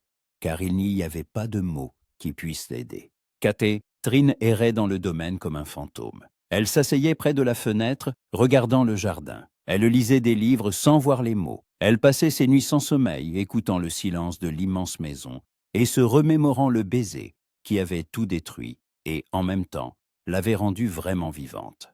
Une semaine se passa dans ce cauchemar. Puis, le vicomte Grayson arriva. Il apparut sans prévenir, au milieu de la journée, dans une élégante voiture, avec un bouquet de roses blanches. Catherine le reçut dans le salon, s'efforçant de paraître calme, bien que tout tremblât en elle. « Comtesse », Grayson s'inclina en lui tendant les roses. « J'espère que vous pardonnerez mon audace. J'ai entendu les rumeurs, et je voulais m'assurer que vous alliez bien. » Catherine prit les roses. Elles étaient magnifiques, mais froides, comme tout ce qui était lié au monde correct et convenable. « Je vous remercie de votre sollicitude, milord. Comme vous le voyez, je suis saine et sauve. » Physiquement, peut-être. Il s'assit quand elle lui indiqua un fauteuil. Mais les rumeurs, elles peuvent blesser autant qu'une lame. Je sais ce qu'on dit. Je sais ce qu'on vous écrit. Et je veux vous dire que je n'en crois pas un mot. Catherine le regarda, surprise. « Et vous n'y croyez pas ?»« Bien sûr que non. » Grayson sourit, un sourire chaleureux et sincère. « Vous êtes trop intelligente pour risquer votre réputation pour un simple caprice. Ces ragots ne sont que la méchanceté des envieux. Vous êtes la massèche, la nouvelle comtesse, belle jeune. Bien sûr, il y aura toujours des gens pour vouloir vous salir. » Il la défendait. Sans même connaître la vérité, il prenait son parti. Et Catherine ressentit un étrange mélange de gratitude et de culpabilité. « Vous êtes très bon, milord. Je suis honnête. » Il se pencha en avant et ses yeux devinrent sérieux. « Comtesse, Catherine, si vous le permettez, je ne suis pas seulement venu pour vous exprimer mon soutien. Je suis venu avec une proposition. » Son cœur se serra. « Non, pas ça. Épousez-moi, » dit simplement Grayson. « Je sais, nous nous connaissons à peine, mais notre mariage mettra fin à toutes les rumeurs. La vicomtesse Grayson, personne n'osera murmurer dans votre dos. Je vous donnerai ma protection, une position, le respect. Et, il marqua une pause, je m'efforcerai de vous rendre heureuse. » Silence, lourd, oppressant. Catherine le regardait et voyait la solution à tous ses problèmes. Un mariage avec le vicomte. Et le scandale serait oublié. Sa réputation serait restaurée. Willowmere serait sauvé. Et William serait libre.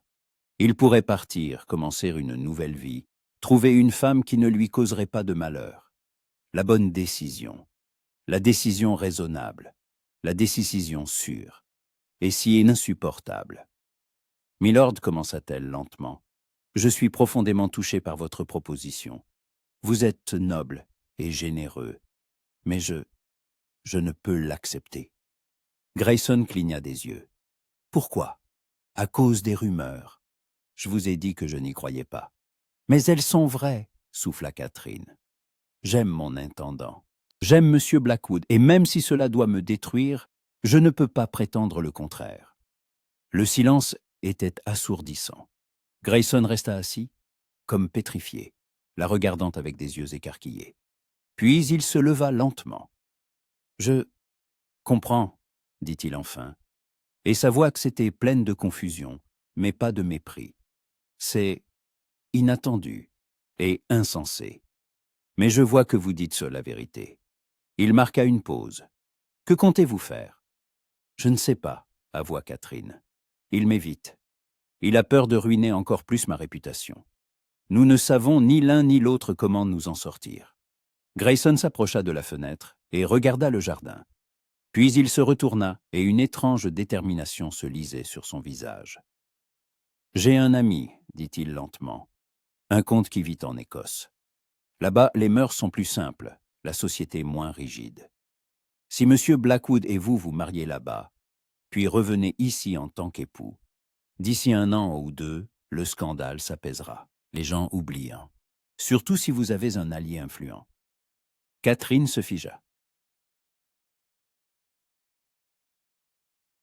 Vous voulez nous aider?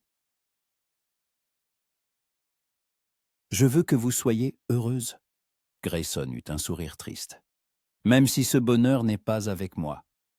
L'amour est une chose rare, comtesse. Il ne faut pas le perdre à cause de règles stupides. Les larmes lui brouillèrent en la vue. Catherine s'approcha de lui et lui prit la main. Je vous remercie. Vous êtes un vrai gentleman. Je suis un idiot romantique. Il lui serra la main et la relâcha. Mais parlez à Blackwood. Racontez-lui ma proposition. Peut-être que cela vous donnera à tous les deux un peu d'espoir. Il s'inclina et partit, laissant Catherine debout au milieu du salon avec un bouquet de roses blanches et la première lueur d'espoir depuis de nombreux jours. Elle trouva William le soir, dans la bibliothèque. Il était assis près de la cheminée avec un livre. Mais il ne lisait pas. Il regardait simplement le feu. Il se retourna quand elle entra, et son visage se tendit. « Catherine, je vous ai demandé… » « Peu m'importe ce que tu as demandé. » Elle ferma la porte et s'appuya contre elle. « Nous devons parler. Le vicomte Grayson est venu aujourd'hui. » William se leva brusquement, et une flamme sombre, jalouse, brilla dans ses yeux. Que voulait-il? Il m'a fait une proposition. Il m'a demandé de l'épouser. Silence. William pâlit, serra les poings.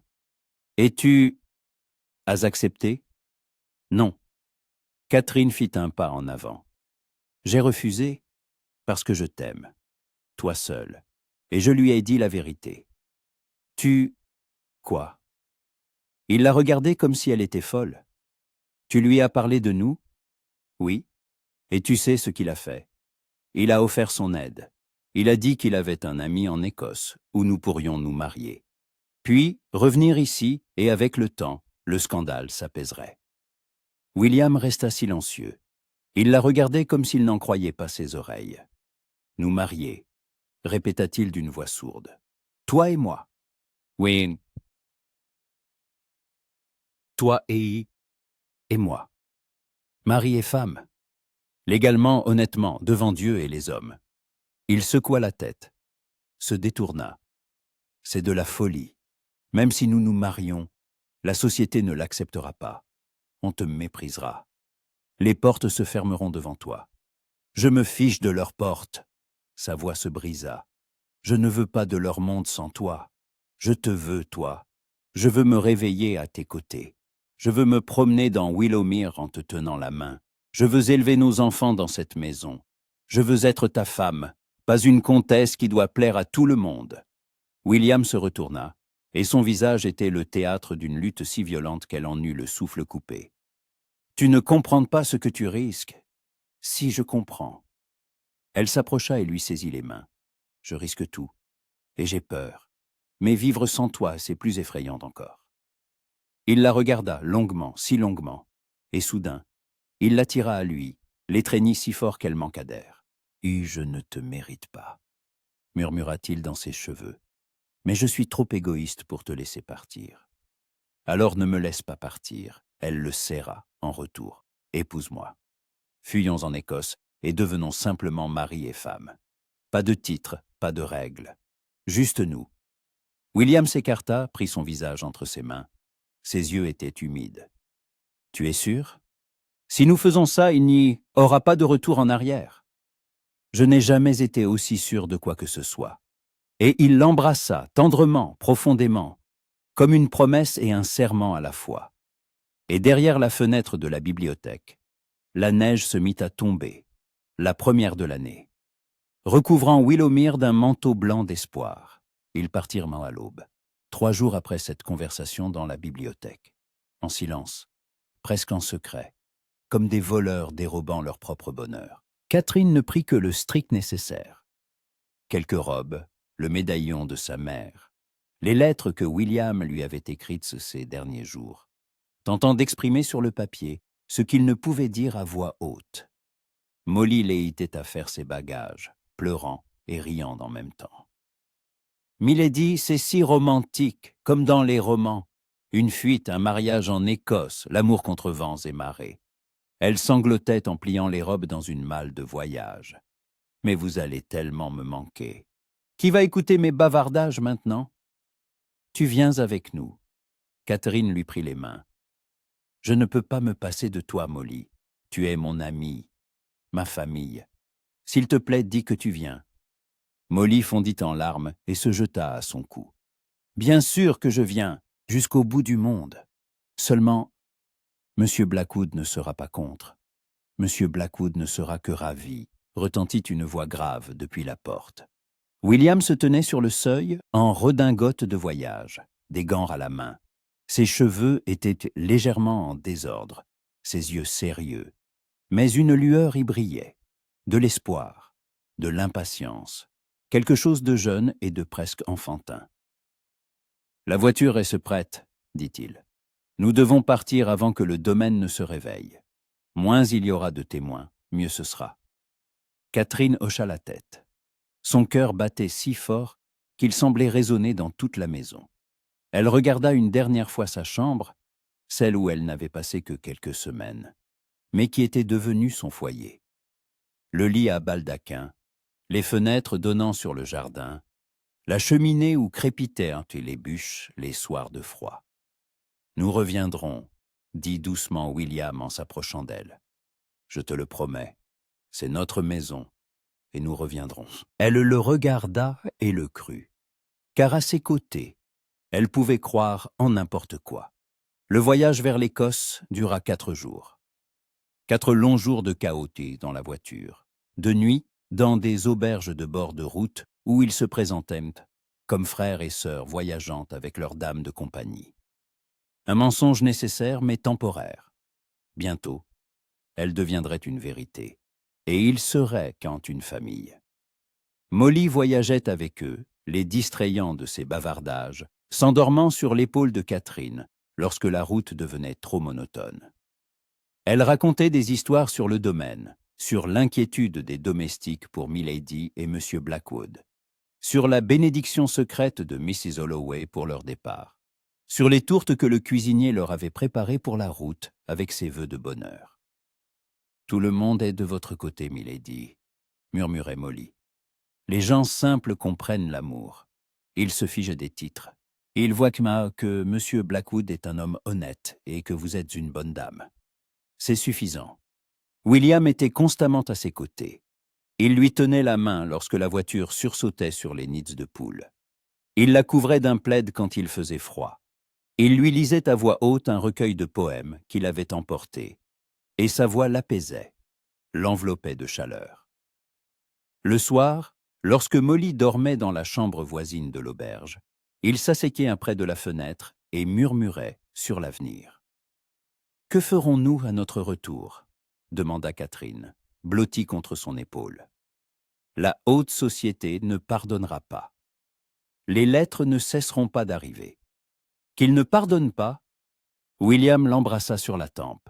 « Nous n'avons pas besoin de leur pardon. Nous n'avons besoin que de Willowmere, de la terre, des gens qui dépendent de nous. Nous créerons notre propre monde, où l'honnêteté était plus importante que les titres, et l'amour plus fort que les conventions.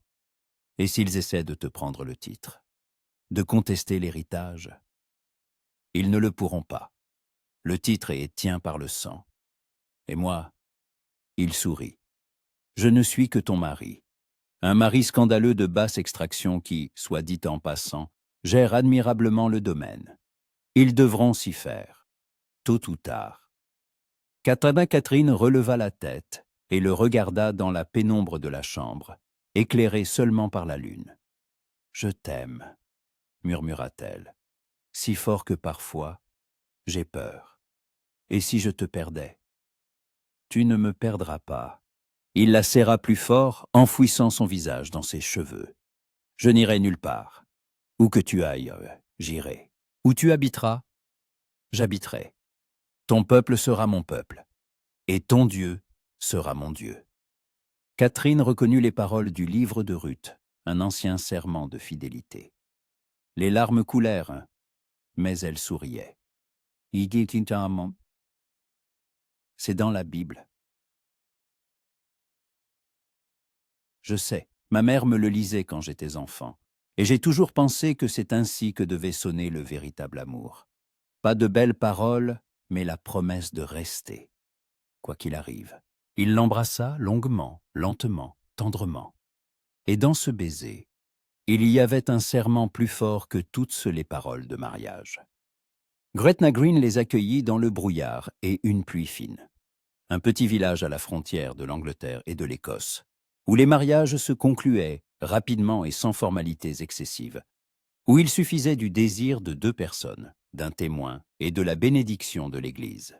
Une petite église en pierre se dressait au centre du village, modeste mais solide, avec un clocher en bois et un vitrail au-dessus de l'entrée. Le prêtre, un vieil Écossais et à la barbe grise et aux yeux ridés et bienveillants, les accueillit à l'entrée.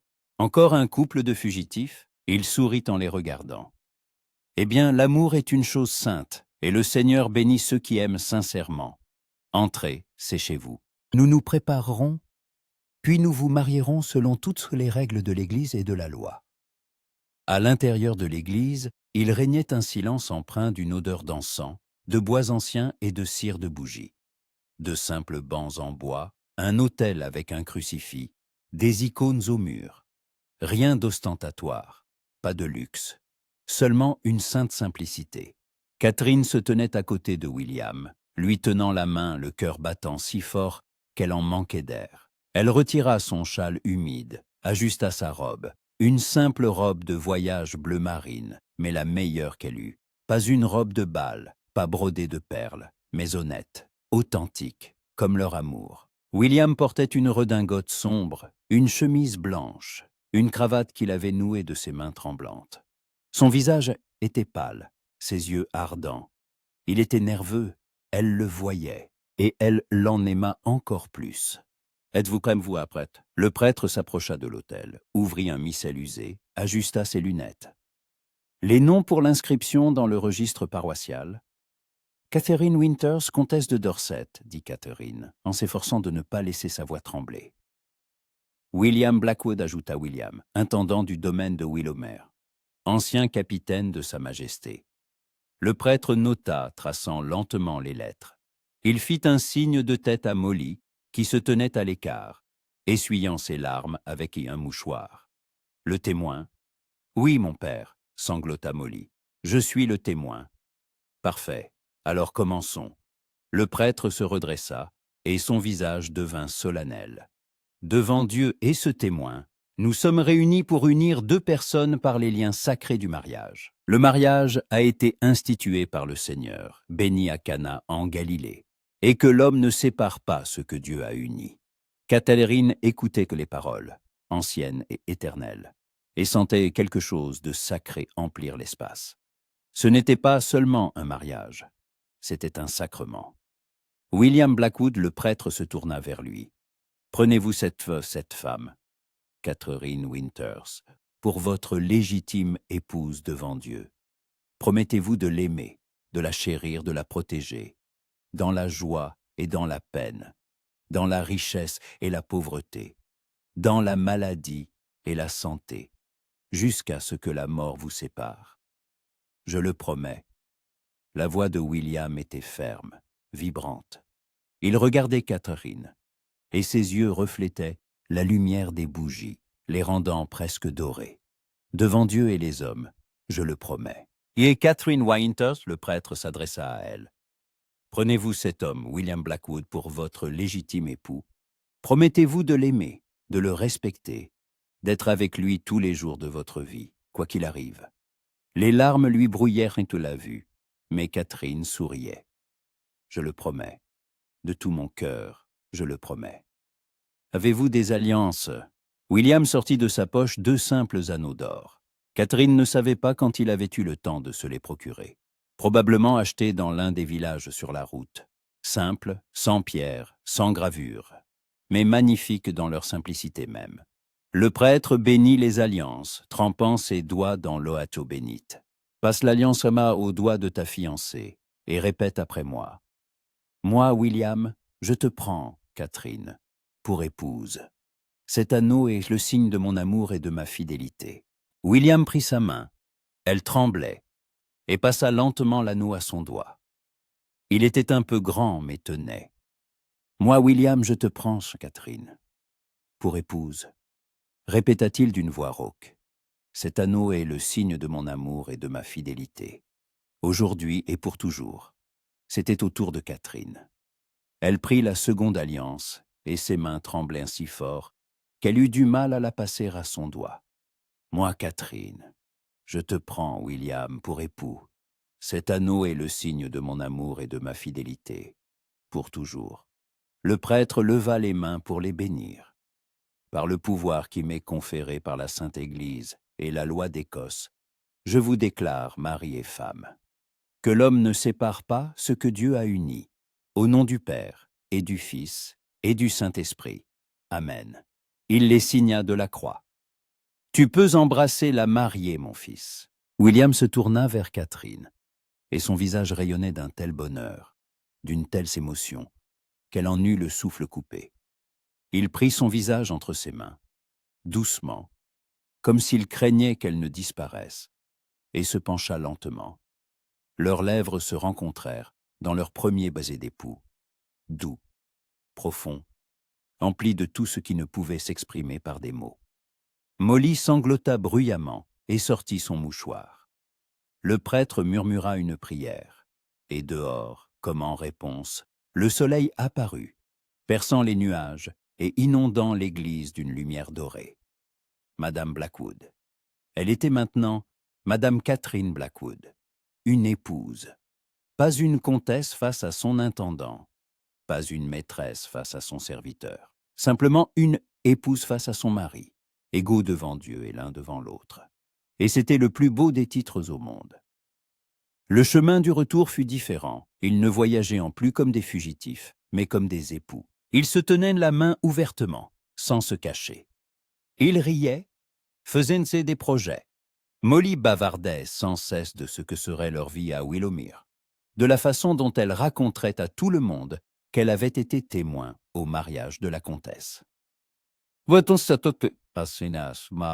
Vous imaginez ce que dira Mrs. Holloway » gazouillait-elle. « Elle me demandera « Quot, dix-sept » et je lui dirai « Cotibait ». Et elle aussi, elle versera sûrement une larme. Elle est bonne, même si elle est si stricte. Elle versera certainement une larme, sourit Catherine, blottie contre l'épaule de William. Une simple alliance en or brillait à son doigt, et elle ne pouvait s'empêcher de la regarder. « Es-tu heureuse » demanda doucement William lorsque Molly s'assoupit. « Plus heureuse que je ne l'ai jamais été de ma vie, même en sachant que des difficultés nous attendent, que la société ne pardonnera pas, qu'on murmurera, qu'on nous jugera, qu'on nous fermera les portes. » Et même en le sachant, elle releva la tête et le regarda dans les yeux. « Parce que je t'ai choisi.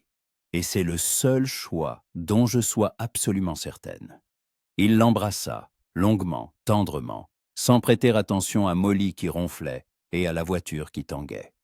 « Je te rendrai heureuse, » murmura-t-il. « Je le jure. Je ferai tout ce qui est en mon pouvoir. »« Tu l'as déjà fait, » répondit-elle simplement. Ils retournèrent à Willowmere une semaine après leur départ. La soirée de novembre était froide, claire, et sentait la neige et la fumée des cheminées. La maison les accueillit avec des lumières aux fenêtres. Mrs. Holloway, ayant reçu une lettre et annonçant leur retour, avait tout fait préparer. La gouvernante les attendait à la porte, le visage sévère, mais les yeux humides de larmes. Milady, Monsieur Blackwood. Elle fit une lente révérence, puis se redressa, et ses lèvres tremblèrent en un sourire. Ou devrais-je dire maintenant, Monsieur et Madame Blackwood, je vous félicite. De tout mon cœur. Je vous remercie, Mrs. Holloway. Catherine s'approcha et serra la gouvernante dans ses bras. Un geste inouï, enfreignant toutes les règles, mais si sincère. Merci de nous avoir soutenus. Mrs. Holloway sanglota et lui tapota le dos. Comment aurais-je pu ne pas vous soutenir? Je vous ai vu vous regarder. J'ai vu le véritable amour. C'est une chose rare, milady. Il faut le préserver. William serra la main de la gouvernante, chaleureusement, avec gratitude. « Et les lettres » demanda-t-il. « Beaucoup, beaucoup trop. soupira la gouvernante. La plupart désagréables. Mais il y en a d'autres. Du vicomte Grayson avec son soutien et ses félicitations. De plusieurs locataires qui ont envoyé leurs vœux de bonheur. Des gens simples mais sincères. Et aussi, elle hésita, un homme de Londres est venu, de la part de l'avocat. Il dit qu'il faut discuter de questions juridiques liées à votre mariage. Catherine et William échangèrent un regard. Ça commençait ? Nous nous en occuperons demain, dit William fermement. Aujourd'hui, nous voulons juste être chez nous, chez eux. Ce mot sonnait comme une prière. Un an passa. Une année longue, difficile, mais remplie d'amour. Le printemps arriva tôt à Willowmere, généreux. Le jardin explosa de fleurs, pommiers, rosés, lilas. L'air était enivrant de parfums. Les oiseaux chantaient de l'aube au crépuscule. Catherine se tenait à la fenêtre de sa chambre, de leur chambre, regardant en bas, où William parlait avec un nouveau locataire. Il portait de simples vêtements de travail, des bottes maculées de terre, les manches retroussées, hâlé, fort, beau de cette beauté masculine qui lui coupait le souffle. Son mari, l'année n'avait pas été facile. La haute société s'était détournée d'eux, rapidement et sans pitié. Les invitations avaient cessé. Les anciennes connaissances traversaient en fait la rue pour ne pas les croiser. Les lettres étaient pleines de condamnations, de reproches, de prophéties de leur chute imminente. Mais Willowmere tenait bon. Mieux encore, il prospérait. William gérait le domaine avec un zèle redoublé. Les locataires le respectaient, les fermiers le remerciaient. La récolte avait été record, les réparations étaient terminées, les dettes entièrement remboursées, le domaine rapporté plus que sous le défunt comte Richard, et Catherine avait trouvé sa vocation. Elle avait ouvert une école pour les enfants des employés et des paysans des environs. Une petite classe dans l'aile et où 10 à 12 enfants se rassemblaient le matin, et où elle leur apprenait à lire, à écrire, à compter. Ce qu'elle avait autrefois enseigné en tant que gouvernante, elle l'offrait maintenant à ceux qui n'auraient eu aucune autre chance de recevoir une éducation. Cela lui apportait une joie profonde, authentique. Voir les yeux d'un enfant s'illuminer lorsqu'il lisait sa première phrase. Entendre la gratitude des parents. Savoir qu'elle faisait quelque chose d'important, qui resterait après elle. La haute société pouvait la juger autant qu'elle le voulait. Mais ici, à Willowmere, on l'aimait et on la respectait. La porte s'ouvrit et Molly entra dans la chambre, désormais première femme de chambre. Bras droit de Mrs. Holloway, toujours aussi joyeuse et bavarde. « Milady, une lettre de Lady Ashton !» Catherine prit l'enveloppe, surprise. Lady Ashton, qui lui avait écrit les lettres les plus venimeuses un an plus tôt. Elle l'ouvrit, la lut et sourit. « Comtesse, je dois reconnaître mon erreur. Votre mariage a résisté à ce qui aurait détruit de nombreuses unions, côte via. Votre domaine prospère. Votre réputation en tant que gestionnaire est impeccable. Peut-être l'amour est-il vraiment plus important que l'extraction. Je vous invite, ainsi que M. Blackwood, à ma réception d'automne. Le temps a guéri les blessures. Respectueusement. Qu'y a-t-il ? Molly sautillait de curiosité. Une invitation. Il semble que la haute société soit prête à nous pardonner. Oh, milady. Alors tout finit bien. Catherine regarda par la fenêtre vers William, qui venait de lever la tête et de lui faire un signe de la main. Son cœur se remplit de chaleur. Oui, Molly, tout va bien. Peut-être pas comme nous l'attendions, mais mieux. Le soir, ils étaient assis dans la bibliothèque, près du feu. William lisait à voix haute, une habitude qu'il avait prise après leur mariage. Catherine était allongée, la tête sur ses genoux, et il passait distraitement ses doigts dans ses cheveux. « William » appela-t-elle doucement. « Aujourd'hui, Lady Ashton a envoyé une invitation. Pour une réception en automne. La haute société est prête à nous réintégrer. » Il posa le livre et la regarda attentivement. « Et tu veux y aller ?» Catherine réfléchit. « Je ne sais pas. Il y a un an, j'aurais tout donné pour une telle invitation.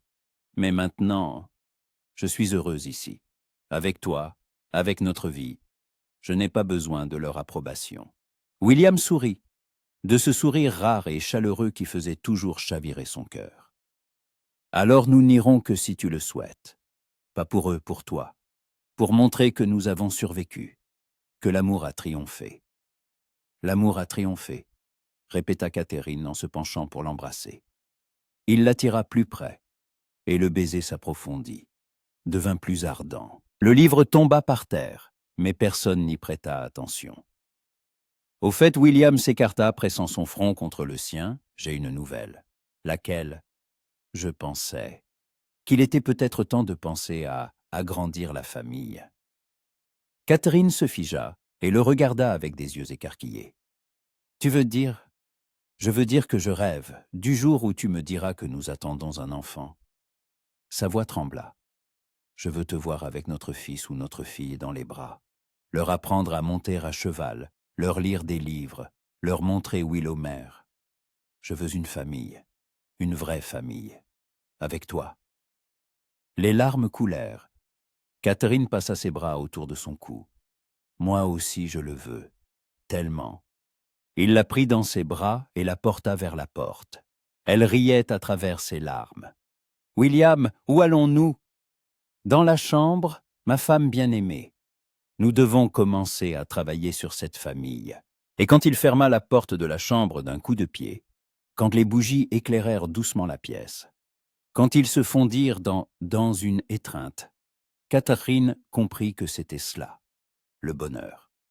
Pas les titres, pas les bals, pas l'approbation de la société. Simplement l'amour.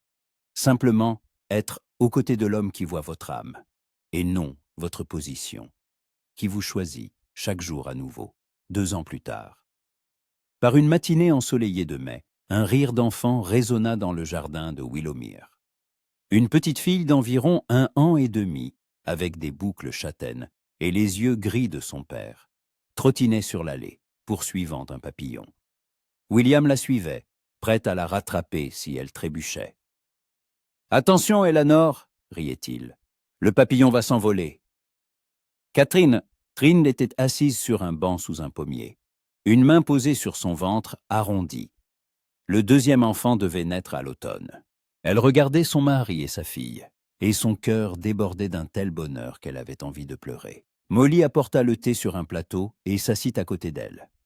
« C'est beau, n'est-ce pas, milady? Vous avez créé un vrai foyer. »« Nous l'avons créé, » corrigea Catherine, tous ensemble.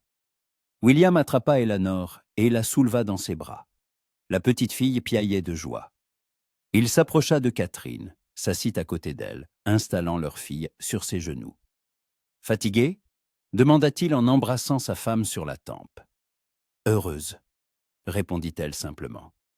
Eleanor tendit la main vers sa mère, et Catherine prit sa petite main et lui baisa les doigts. « Tu sais, » dit-elle à William, « je me demande parfois ce qui se serait passé si je n'avais pas hérité de Willowmer, si j'étais restée gouvernante. Nous nous serions rencontrés quand même, » dit-il avec assurance. « Le destin. Tu te souviens ?» Je me souviens. Ils étaient assis dans le jardin, à l'ombre des pommiers, écoutant le chant des oiseaux, le murmure du vent dans les feuilles, le rire de leur fille. Au loin, des fermiers travaillaient dans les champs. Dans la maison, le pain cuisait.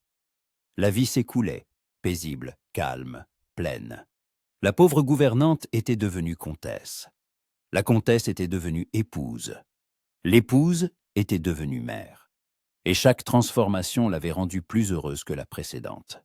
Et dans le vieux manoir de Willowmer, au milieu des collines anglaises, l'amour avait vraiment triomphé, comme il se doit dans toute véritable histoire.